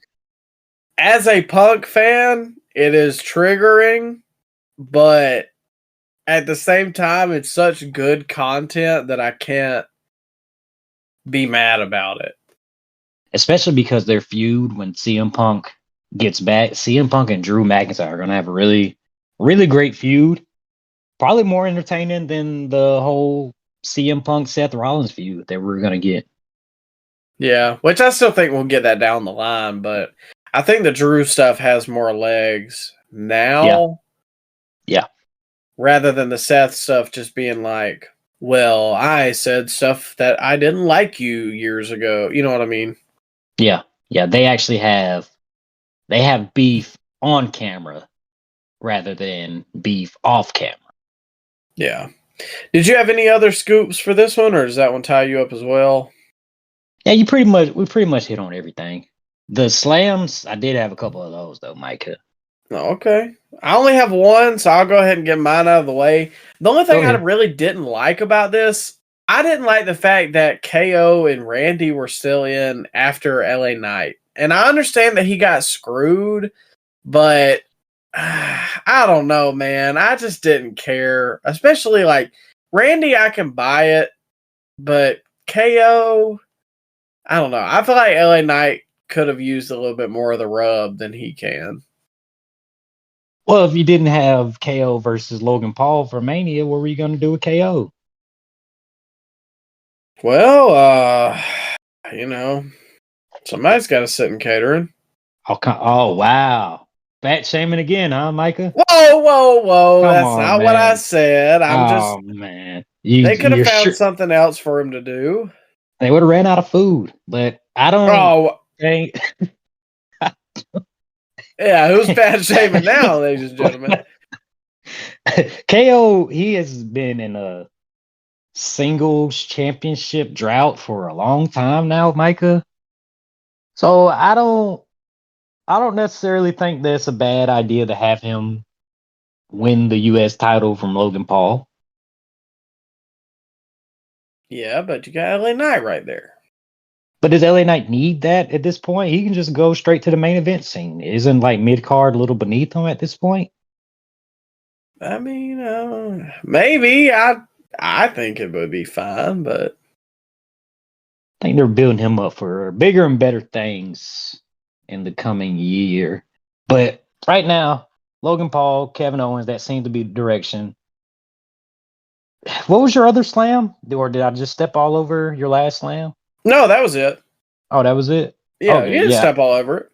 Okay, all right. There's the 2 interferences in a chamber match. That's you can't have that, man. One of them, all right, I'll overlook, but 2, why? Why even have the chamber match?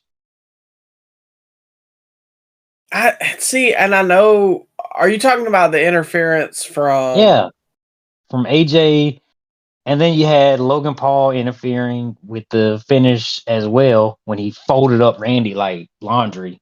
Did you see that punch he threw Randy? Yeah, it kind of missed. No, but Randy sold it like $1 million though. Yeah, I'll give him that. He did. He just crumbled. Yeah, that was a good sell job, but Randy did a lot of good selling in this match. But 2 interference spots in the same chamber match, that's lazy. Don't do that. I agree. Garbage. That's a bad trope of Triple H booking right now, too. Interference. Yeah. You got to protect your guys, but if it ends up hurting the match, just don't book those guys in that match.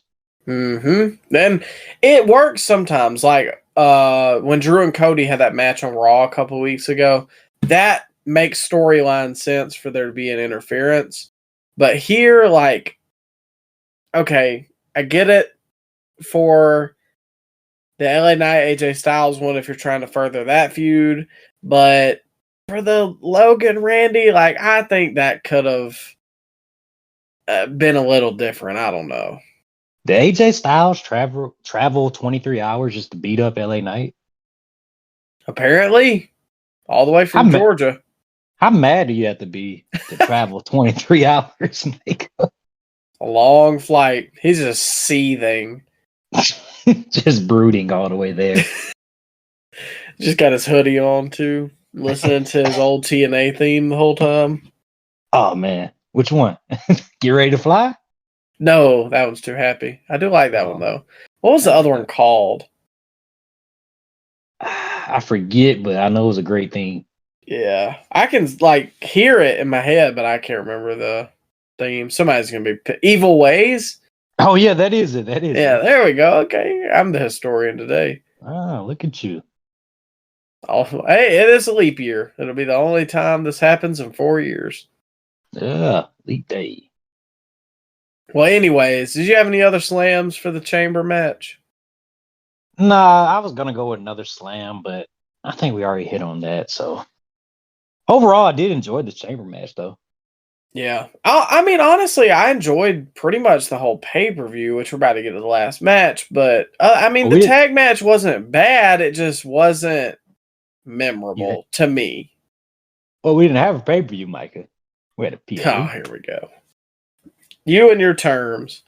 Just say it. Well, anyways, we move to the main event of Elimination Chamber, the PLE from Perth, Australia, which is the home, or Australia is the home of none other than the. Wait, what did you say? Both ladies. Nia's from Australia? She was born in Australia, yeah. I didn't know that. I thought she was from. I thought they said she was from like California or something. She was born in Australia, though.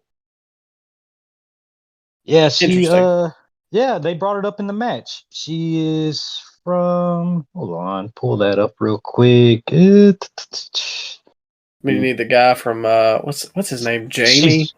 Sydney. Oh, Jamie from like Joe Rogan podcast. Yeah, she's from Sydney, Australia. Yeah, she was born in Sydney. Huh. Wow, I didn't know that. She grew up in San Diego, though. There we go. Okay, I wanted to say San Jose, but I felt like that wasn't it. Close. But anyways, For the WWE Women's World Championship, Rhea Ripley versus Nia Jax in what was the last women's main event that I can remember for a WWE pay-per-view in a good minute. Certainly it's not that WrestleMania from years ago, is it? Yeah, you might be right. Yeah. What was 2 years ago? That Mania with Becky and Bianca? Did that main No, event? it wasn't Becky and Bianca. I thought it was Sasha and Bianca. Becky and Bianca didn't main event 2 years ago? Oh.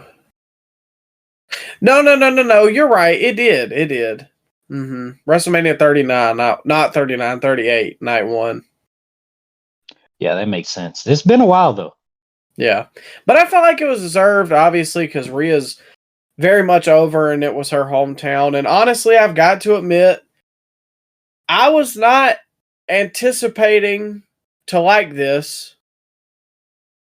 But I thought, and this might be a hot take, I thought this was a pretty good match. Yeah.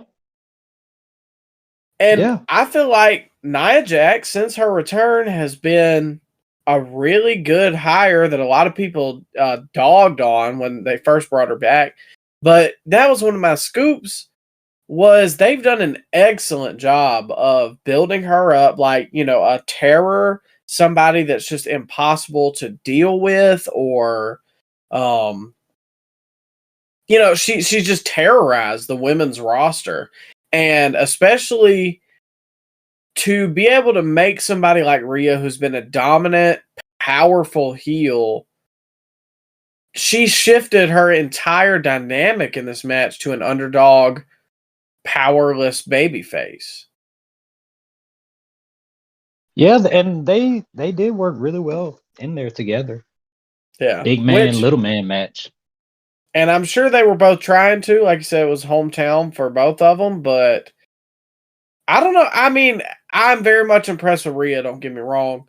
But I'm about to say I'm pretty impressed with Nia Jax, because this seems like an entirely different woman than the woman who used to be in WWE years ago. But Micah, you got to think though, this is probably the only opportunity that she being Nia is ever gonna get of main eventing a premium live event. So she had no choice but to go all out here. Well, I mean, you got a good point, but I don't know. I wasn't sure what to expect, and I thought that like Rhea would be really solid and there would be a couple bobbles here and there. But legit, I had no slams for this match. There was nothing that was egregious or just really bad, like just completely overplanned or anything. It was solid top to bottom to me. And one of my first scoops was overall just the moment for Rhea, which I'm sure for Nia too it was cool, but Rhea is like the really, Australian hero kind of. And this moment for her was really cool. You could see her almost break up towards the end of her entrance, but she was trying to hold it all together. Her family front row and everything. It was a really cool moment, and the pop for her was really big too. It was, but we haven't really talked about this Australian crowd much. I don't know, maybe this outdoor stadium aspect kind of hurt the crowd noise. Was it as loud as you thought it was going to be, Micah? Nah, it definitely was not a Puerto Rico or a London when they went there for Money in the Bank, which I think being outdoors hurt it. But really, too, when you seen some of the pictures of the arena, they had a good bit of it tarped off. Like, that arena can hold a lot more people. I think it's because they were far, far away. Like they that had too. The entire section where the seats were like 60 yards from the ring, and they had a lot of ground seats. But still, though, I mean, if you bought one of those other seats, Micah, how far back are you sitting? There ain't no telling. It was. I mean, like you said, it was probably 50 or 60 yards. I'm sure they had probably 50 rows of chairs, if not more. Yeah, an outdoor stadium is going to get hurt because Yeah. the noise escapes through the top of it. It doesn't stay compact like it would in a dome or a regular NBA size arena here in the States. So it didn't really feel like a a crowd like Puerto Rico or London, like you said earlier. Even in Rumble, like just because it was set up in a baseball stadium, it didn't come across well. Even if it was loud to us on the TV, it's just such an open area where the back half of that didn't even have fans to really close in that. So all the sound is going to push that way, and there's nothing returning it. And there were people there that said that it was loud in the stadium, but it just didn't translate to in here in my living room, Micah, watching this. But she did get a big pop, Rhea. I mean, Rhea did get a big pop from the Australian crowd. The whole shoey thing is nasty and gross, and I hate that, by the way. It's disgusting, but I mean, that's what they do.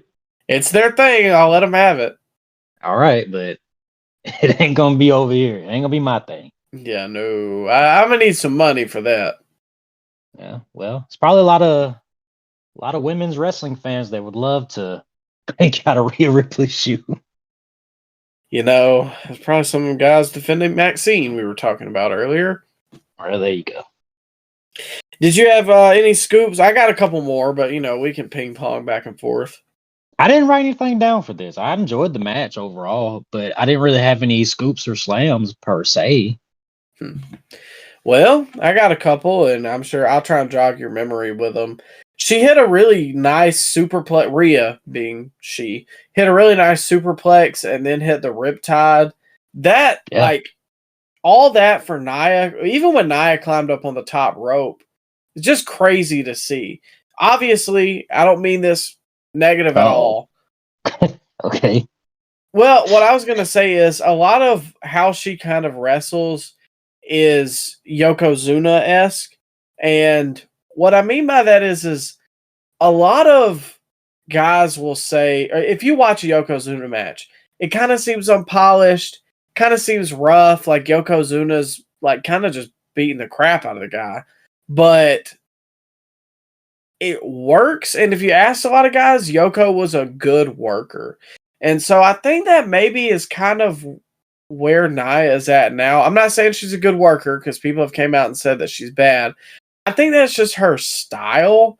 And I think seeing her come out of that element in this match where she was going to the top rope or even the middle rope trying to do stuff more often was a really cool touch to just show how bad she did want this. Because like you said, this is probably her only opportunity. And it was her best match too. Yeah. Probably ever from her. Yeah, it was her best match. She has improved a lot since she first got there. But she ain't no Awesome Kong in there. But what she did do in there, it looked good. Yeah, and Rhea's a great seller too. Like, I mean, she's the best women's wrestler in the world right now, so that obviously helps Nia look great, but overall, I think what they did here was good, and just the fact they were kind of pull off, like I said, that dynamic, make Rhea feel like an underdog babyface, make Nia feel like a monster who can't be stopped. Overall, pretty good booking decisions here by Triple H and better psychology in the ring. My other scoop and the final one, just overall, I just realized that I pretty much said all that. My other scoop was just the fact of the build of the match. Whoa. They did the psychology. What about the table spot? Do you remember that? Where Nia tried to put Rhea through the announce table. The announce table wouldn't break. And instead of Nia just giving up on the spot, she's like, F that. And she went over there to the chair and jumped off of it and hit Rhea, and then the table exploded. You remember that? Yeah, which I didn't expect it to do that with her jumping off the chair. I thought she probably should have went to the barricade, but Were you scared that she was gonna slip off? Because that was a chair with wheels, and I don't know if you've ever yeah. jumped off like one of those computer chairs, and then you kind of just lose your footing and kind of hit face first on the ground. I kind of I figured that was about to happen. I wouldn't have been surprised, especially with That would have been Naya's embarrassing. That'd have been all time. history. That would have been an all time fail. Oh, now I'm just imagining that. That almost would have been better. Yeah. Oh heck yeah. Would have lived in infamy. But I was more worried that she was going to jump on the table and it wasn't going to break. You were afraid that wasn't gonna break? Oh, what's that supposed to mean? Well, I'm just saying, like, come on now. She's she's a big lady, Micah. Come on, man. Yeah. Of a larger build? She has a larger build, yeah. Okay. Yeah. Big That table bone? was going down. Yeah, it's big bone, man. That table was going down. You know it. Hey, I gotta admit, if anybody tries to diss Ryan about Naya, you are the loudest person in the entire St. Petersburg area cheering for her. Oh yeah. Oh heck yeah. I think we had wait a minute. We had a Naya fan behind me. That is true. And then when Naya got eliminated, I just turned around to my new found best friend back there, the Naya fan club member, and we just kind of shook our heads and like in sadness. But yeah, she did her thing in this match. I think this is Rhea's WrestleMania moment. I don't think she's gonna retain next month. I really don't. I think this is what they're gonna give her in consolation for her getting beat by Becky next month. I really do. But does anybody want to see that? Becky does have fans. She is over. There is people online that still think that she is the greatest women's wrestler of all time. So yeah, I do think some people want to see that. And Rhea has held the title since last WrestleMania. She can't hold it forever. I mean, you got a point, but I would rather her hold it until probably like next WrestleMania and then her and What? Bianca. Come on, man. You're gonna run out of ladies. What's Well, she gonna face? What's she gonna do when she loses? Oh, I mean, she could be Dom and her could actually be away from Judgment Day and they could be their own act. I wouldn't hate that as well. Honestly, that's probably all that's left for Rhea currently is to turn babyface. Yeah, I just don't think that she's gonna have this title much longer. Just because she had the title all of last year. And she pretty much did nothing with it. Who she feud with? Who did she feud with that you remember, Mike? This is her first meaningful match on PLE, right? Unless I'm forgetting something. Did she face Zelina on that Puerto Rico show, or am I misremembering that? No, that happened. That was the last thing I remember, though. It hasn't been built well. I won't lie, and if they do swap it, I'm not going to be horribly upset. I'm just not a huge fan of Becky, especially right now. So I don't know. We'll see how it plays out, but overall, personally, I know this pay-per-view or PLE got a lot of hate because it was really long, but if you watched it after, like every sane United States citizen should have done, it was a solid top to bottom show. I mean, was it just, oh my God, I'm going to have to show my children Elimination Chamber when I get older? No, but like, I give it a B-. It was solid and it had some good wrestling and the right people won all night. So I give bonus points for that. Yeah, I thought it was better than Royal Rumble. But as far as going back and watching this ever again, Micah, I probably won't go back and watch a single match, like full match on this whole show. I probably would never watch it again. But it was enjoyable Boy, it's getting late. Entertaining show, top to bottom. So I'll go with a 6.6. 6.6. Yeah, I give it a 6.7 just to be more positive than you. But yeah, Okay. I enjoyed it. If you cut off the hour in between the Catch Republic match, in between that and the Elimination Chamber match, those 53 minutes of nothingness. If you cut off that, it probably would have been a higher score in my book. Yeah, if it was, wait, you said cut out the Elimination Chamber match. You mean the Grayson No. Waller? Was that the Grayson? Yeah, the Grayson Waller effect. Grayson Okay. that whole in between point where they had the Grayson Waller effect and the promo packages about Perth, Australia. If they just cut all that out, I think this would have been a way more enjoyable PLE. Yeah, if it was 2.5 hours to 3, it would have been really solid. But because they added all that extra bull crap, which, I mean, we talked about why it happens, but, it is what it is. Overall, like I said, 6.7. I'm not going to lie, ladies and gentlemen. The later this gets, the more I feel like crap, and my sinuses and everything are killing me. So I'm going to forego talking about the other stuff we had on Dynamite, like the opening promo and the Will Ospreay stuff. I mean, I'll hit a couple thoughts real quick. The opening promo was interesting. I think the dynamic of 3 heels yet slightly babyface characters having a triple threat is interesting, and I am more interested in this world title match than I have been for the past couple that involved MJF. Sad as that is to say, and I do like that Hangman is more heel than Swerve at this point. Ospreay to me feels like a big deal. I don't think he'll stay long as a babyface with that thick of a UK accent. Did you have any thoughts on those two things outside of that, Ryan? No, I pretty much share your thoughts on that, Micah. We can probably just get predictions and close this long marathon of a review show up. Well, you don't want to talk about the Sting segment? It is his last week of wrestling. Am I gonna miss Sting? No. But what? No, I'm not gonna miss Sting. Man, I didn't grow up on Sting. I saw him in TNA, but I was never impressed with Sting. You're not. Hold on.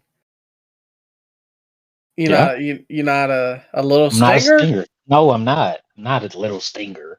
I don't know anybody who is a little stinger. Bro. Yeah, you do. Who okay, that one guy I know that was a little stinger. But still though, I mean Sting was just he was a good baby face for his day. It was just I didn't see Sting at the height of his powers in 97 or 89 or 90, 91. I saw Sting in TNA, the kind of guy that was just coasting off his legacy in TNA for 12 years. I seen that Sting. And that Sting, I was never really that much impressed. I don't particularly care for Sting at all. I think if WWE could have got that match in 2011 with Undertaker and Sting, which was rumored at the time, I think that Undertaker would have beat Sting, and it shouldn't have been a debate who should have won the match. I mean, I agree. If Sting had came to WWE, it should have been Taker. Taker is the bigger star, and personally, I do love Sting. I liked him in TNA. I've been watching the Nitros and the Attitude Era as a whole, and I enjoy Sting. And he is probably one of my top 15, top 10, somewhere in there. I really do like Sting. I don't appreciate all this hate you're throwing. Top but personally, 10? Top 10 is crazy. Why? I don't understand why you hate Sting so bad. What about the aura, the rappel, the standing on the rafters, the face paint? Yeah, I just didn't. I mean, I know some people enjoyed it, but it's just never got behind it, man. Like I said, I seen him in TNA when did he really do anything great in TNA except live off the legacy that he had in WCW? I personally liked Joker Sting, and I thought he had good matches at the time. I mean, Joker's honestly, I was. thing. Well, you didn't like Joker Sting. I liked it, but that was the first thing you thought of his TNA run, his 12-year long run with the company. You It thought of was when that. I was growing up. I didn't watch I watched a little bit before Hogan came in, and then mostly after Hogan came in, because I was like 6 or like 7. You like Joker's thing for what, 3 months? Out of that whole 12-year run, Micah, you enjoyed 3 months of Sting, and all of a sudden he's in your top 10. That what you telling me? I like his old stuff too. He's got aura. He's a A great promo as Sting had. he didn't need promos. He didn't need promos. Well, okay, Maybe that's what the great problem. promo as Taker had. He didn't need promos. Oh, It's different, man. You know it's different. what? How? They're the same character. No, they're not the same. No, don't ever I mean, they're compare not the Undertaker. same character, but they're the same genre of dark, mysterious, omnipresent being. No, Sting lived off. If the Crow movie never released, was that the Crow movie that he got the whole Crow gimmick from? Or was Yes, that? Oh, okay. If that movie never came out, Sting would have been lost in the shuffle in the late 90s. you think so? Oh, I know so. What was he doing before 97, Micah? Nothing. He He was was. getting I lost can in the tell you, shuffle. in '96, he was a mid-tiered. He was a upper mid-card guy. He was teaming with Luger. Luger was U.S. champ, and they were tag champs together. But really, there wasn't a whole lot gimmick-wise moving forward for him. I'm gonna throw out a hot take here. I think Ultimate Warrior was a bigger star than Sting. Micah, you on the phone? I hear you. You there? I'm Okay. mulling it over. I'm just saying, Micah, Ultimate Warrior for that 2-year run where he was mega over. He was more over than any other point in Sting's career. That little 2-year run Ultimate Warrior had. I don't know. That's a hard, because yes, Warrior was really hot for those 2 years. Yeah, But massively over. Still talked about to this day of lapsed wrestling fans that haven't watched the product in 25 plus years. They always bring up Hogan. They always bring up Ultimate Warrior. Telling you, old school fans bring up Warrior still. that is true. At the same time, Sting was very much instrumental in the WCW boom 97, 98. And that was when wrestling was its hottest in the last 25 years. I think the NWO had more to do with that than Sting did. But he was still on the TV consistently, is what I'm saying. And he was a top dog. Plus, I don't know. Another thing I like about Sting, which, I mean, this, not everybody's going to identify with this, but he is a Christian in a business of nefarious carnies, and pretty much nobody ever has a bad thing to say about Sting. He's never wronged anybody or hurt anybody. He's just kind of always been there and been a good guy that people speak highly of as a legend. And people hate Warrior. Oh, well, yeah. Yeah. But his legacy over the years after he's passed has kind of softened up a little bit. People have come around to liking the Warrior now that he is no longer with us, but Well, still. you know how that goes. Yeah, still though. I think Warrior was a bigger star. I can't exactly say yay or nay because that time for WWE was extremely hot, or WWF at the time was extremely hot, and late 90s WCW was a huge boom period. That I think that would be a good question for like big name. I mean, like who would even really know how to quantify that? You remember they were tag partners when they first broke into the business together. Yeah. Sting and Warrior. And it's crazy that they both kept the face paint and they both became one of the biggest stars of their respective companies. Like, what would have happened if Sting would have went with Warrior to the WWF? What would have happened? Who knows? Honestly, I don't know that Sting would have been the star that he was because I think he didn't have the fire. Like, ultimately, I think Warrior had more fire with his promos, but Sting was 10 times more just well-rounded in the ring compared to Warrior. And I think it was because of the separate paths that they went. WCW was more of a workers territory, whereas WWF was more of a personality territory. Yeah. Yeah, I agree. What if you flip-flopped? What would have been Ultimate Warrior's career path in WCW? I don't think it would have went far. I think it would have been like when Hogan went in 95. Except Hogan was already a star, but those fans didn't gravitate towards Hogan because he couldn't wrestle. Well, yeah. Well, maybe there there's a were little other bit factors more. too. The gimmick was played out, but I was just about to say that, yeah. Maybe it was just Hogan fatigue at that point. But overall, the segment on Dynamite I personally enjoyed. I thought it was really cool to see him rappel down one last time. Did you like Ric Flair stuff? Yeah, the Flair stuff stunk. I could have done without that, and Flair somehow looks worse now than he did at his last match, but why is he wearing skinny jeans? Just got to stay hip, brother. Hello, fellow kids. Look, man, I respect Flair, and he's like one of my goats, but like, dude, it looked bad. Yeah, he does not need to be in the ring at this point in time. I really don't even want him on TV.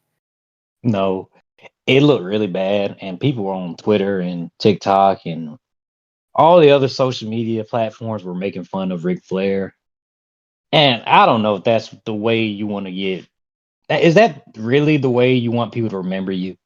Of being the old man throwing the terrible punches and barely being able to move and taking a step and almost falling and then having to gingerly sell things. Come on, man. Ric Flair it's over, man. Give it up. And it feels like it's overshadowing Sting's last run because, like, now everybody's talking about how bad Rick looked when it should be like, dude, Sting repelled from the ring. Personally, that's like one of the best moments AEW's had in a long time. Seeing Sting rappel down and go. I mean, yes, the Bucks were involved and like the feud has been so, but like just that moment was really cool. And instead, everybody wants to just talk about, oh, well, Ric Flair looked like crap. Well, what's different? It makes the company look bad when there's two guys in the ring that are combined 140 years old. Yeah. That makes the company look bad too. But people were calling it all elderly wrestling all online. Yeah. Which I don't disagree with it. I see their point, but you can get away with it with Sting because he's got the face paint, and Sting can actually somewhat still wrestle. Flair like can't even take a bump.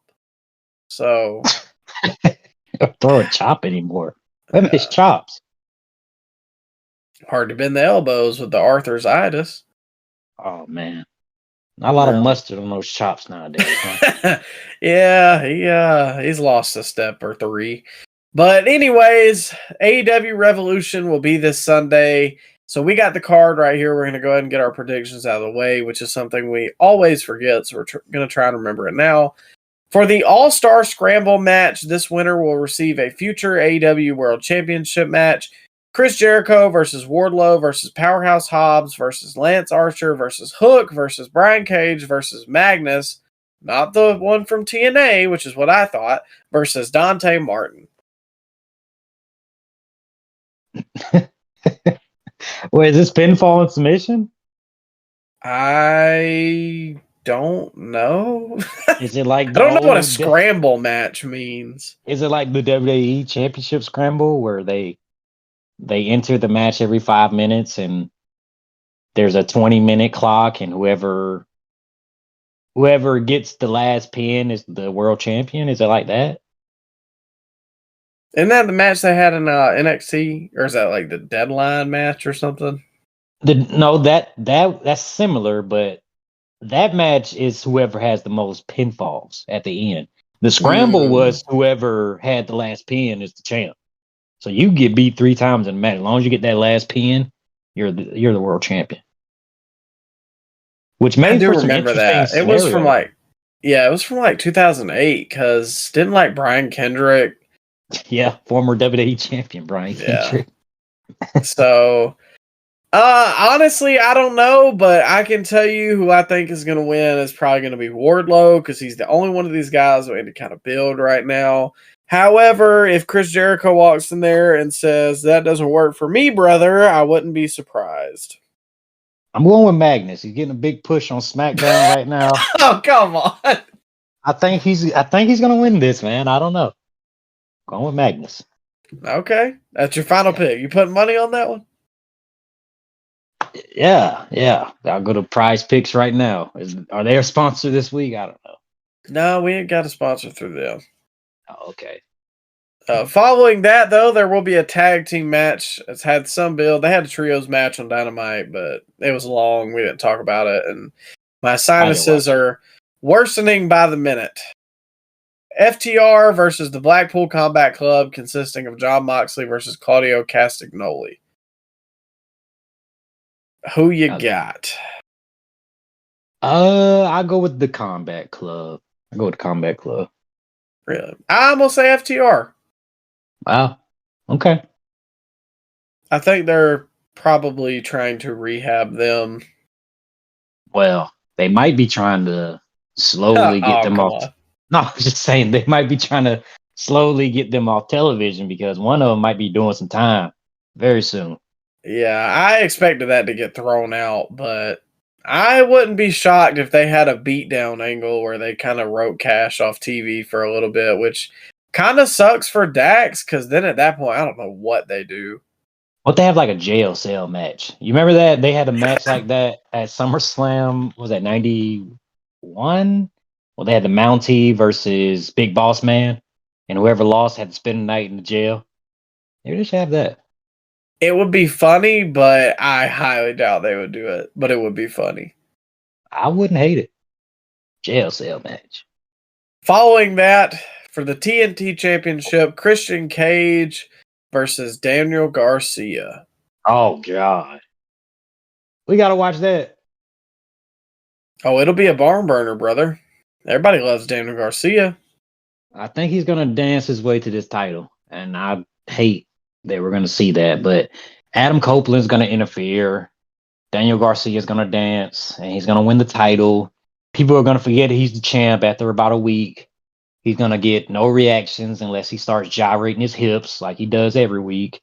And then he'll have a forgetful reign that probably ends up... Probably Jack Perry comes back and beats him. But yeah, he's going to beat Christian. Which I got the same thought. I'm kind of weirded out that I thought the exact same thing, minus the Jack Perry part. Oh, okay. But I do think Daniel Garcia is going to win because I think Edge and Christian want to have this feud that doesn't involve the belt anymore, and it's going to be muddy. Stinks. Yeah. Stinks. It's overcooked at this point. I mean, you can't recook meat. Copeland is cooked. Christian is still kicking, but Copeland is over. Oh, I agree with you there. I'm locked in on Christian, but I'm sick of this feud. But after that, we got Will Ospreay versus Konosuke Takeshita. Is probably the easiest one to pick on the entire card. I want Takeshita to win, but Well, you know what? I'm picking Takeshita.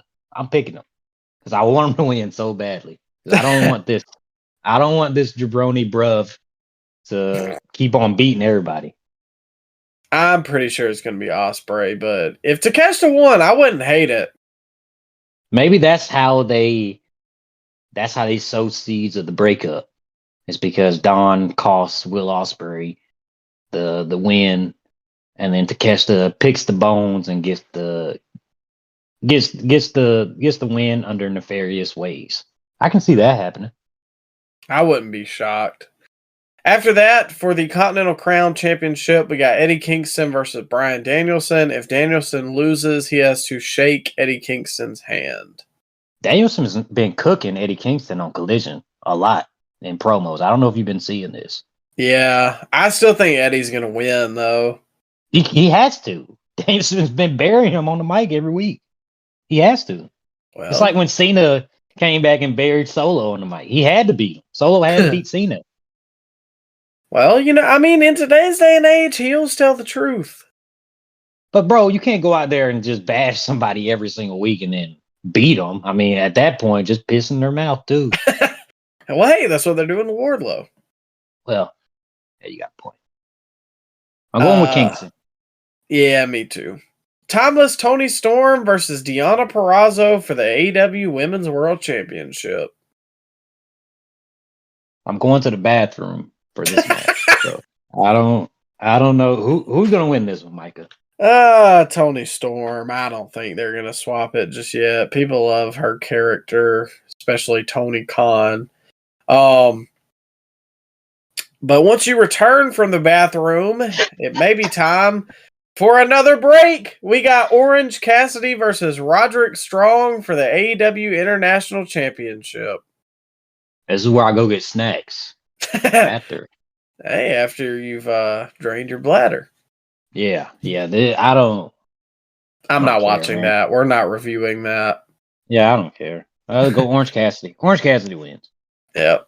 Nah, I actually think Roderick Strong will win just because people are kind of getting sick of Cassidy, which, oh my God, it's almost like this has been what people have been saying for a year.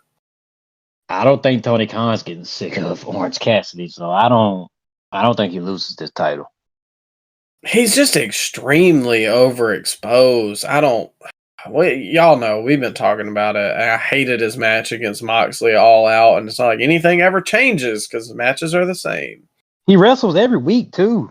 Yeah, that's what I'm talking about. He's just overexposed. Like, it's just like Jericho. You see him all the time. I don't want to see anybody every single week. Yeah, it's time. For the AEW World Championship in a three-way match, we got Samoa Joe versus Hangman Adam Page versus Swerve Strickland. One with Page. Going with Adam Page. I am too, and I hate saying that, but I got a feeling that you're right.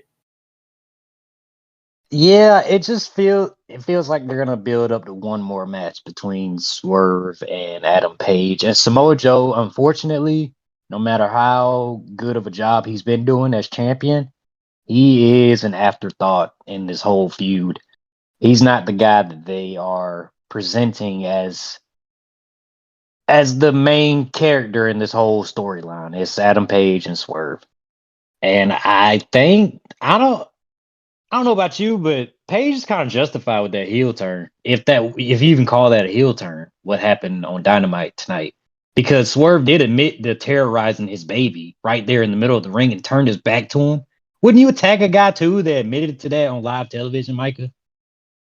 I mean, yeah, that's what is the funny part. Like, Hangman has somehow turned heel and Swerve has turned babyface when Swerve was doing like just horrible things. Yeah, terrorize his kid. Threw a t-shirt over his kid's face. I'm on Paige's side. Forget Swerve. And it's exactly what I said. The heel's telling the truth. The heel is justified in this. And everybody's like, oh, boo, you suck. Like, oh, we want to dance. They just want to dance, huh? They just want to dance, man. They just want to dance and sing songs. Well, We should name that the anyways, episode. We should name that dance and sing along for the main Okay. event, or what's presumed to be the That- main event. That wasn't the main event. No, I don't. Well, I don't. They haven't officially released the card, but just Oh how yeah, I'm assuming this goes. yeah, you're right. This will be the main event. Yeah. The Tornado Tag match for the AEW World Tag Team Championship. Sting and Darby Allin with Ric Flair versus the Young Bucks, Matthew and Nicholas Jackson. This is a tornado tag. When that happened? That's just what Wikipedia says. What the heck? Okay. So no rules, huh? I mean, you know how the Sting matches are. They're going to do crazy stunts, and I think Darby might legitimately kill himself by the way he's talking. He's like, man, I'm going to make sure Sting goes out on a good note. What are they gonna do? Are they gonna get shot out of a cannon or something? They're hyping this match up. Like Sting is saying that if you're gonna watch this pay-per-view this Sunday, you better make sure you save the tape. Like anybody's gonna tape a pay-per-view in 2024. He's Sting, old, brother. But still, though, I mean, they're hyping this up. So Sting is going to do something crazy. Darby's going to do something crazy. They're in a lose-lose situation here, Micah. If you have the Young Bucks beat Sting and Darby Allin, then that's the first loss Sting has in his whole AEW run. And people that are not fans of the Young Bucks are going to say, oh, of course the Young Bucks, the EVPs, are going to book themselves against Sting and then beat Sting, which makes the company look bad and the Young Bucks look bad. But then if you had Sting and Darby beat the Young Bucks, then you say, well, Sting had this whole run to AEW and he didn't put over anybody, that piece of garbage. And then he goes out as champion too, not putting over anybody. Well, that's a waste of having Sting on the roster. So, I mean, where can you actually go here, Micah, that you can resolve all this? Where do you book? If you got the pencil, Micah, what are you doing? Well, I think if anybody needs putting over, it's not the Bucks at this point. They're in the later stage of their career. That's not just me saying that as a Bucks hater.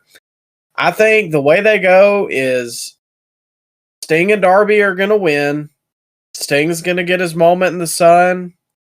Sting will... Well, I don't know. They kind of booked this as Sting's final Dynamite, so he might not do this. But I believe that they're going to come out on the next Dynamite, or at least Darby will. They will retire that design of the World Tag Team Championship. We know Tony's a belt guy. He's going to debut a new AEW World Tag Team Championship, and they're going to have a tournament. Pause. They are actually rebranding Dynamite next week. Like Tony Khan's been hyping it up, so they're going to do some new stage, new lighting, new logo, all that type of stuff. So a new tag title would be on brand with the theme of the show. But go ahead. Yeah, so that kind of, I didn't even think about that, but I have heard about that, but I didn't put two and two together. I think that'll go together, and then they'll have a new design and probably a tournament that'll conclude at a supposed April pay-per-view that apparently has been rumored, or Double or Nothing. And this would be Darby's last appearance on pay-per-view as well, because he said he is climbing Mount Everest. So this will be the last time we see Darby Allin. Yeah. Maybe ever. So then it kind of makes sense for them to retire it and both go off TV, which Sting will be permanent, but Darby will just be for a little bit. I don't know. It may be permanent for Darby too. This is Mount Everest, Micah. Oh, come on. I'm just saying, this may be it, man. Well, who do you got? You got the Bucks or you got Sting and Darby? I want a sinkhole to open up in Greensboro Coliseum and swallow up this whole ring. I'll go with the Young Bucks just for the chaos online. I hope not. Why? I just don't understand why you hate Sting so much. But I think he's mid. No disrespect. Okay. He's a scrub. A scrub. Nobody. Okay. Well, No disrespect. I don't have the energy to argue with you right now because my sinuses are killing me. But overall, I think that it will be a hopefully good pay-per-view. It really hinges on that Sting match. But regardless, we'll be here to review it next week. Hopefully, I will sound better. If you made it through this episode, thank you. I appreciate you all. Thank you guys for checking out Dead Threads. Make sure, link in our bio. It's the top link. I'll plug it at the bottom of the episode. Go get you some sports merch. Forget Fanatics. Get you some Dead Threads. Make sure to follow us, Instagram, Twitter, TikTok, all that good stuff. We post clips. We post new pictures, letting you know exactly when a new episode is out. Thank you guys as always for the love. Thank you for listening, and have a great week.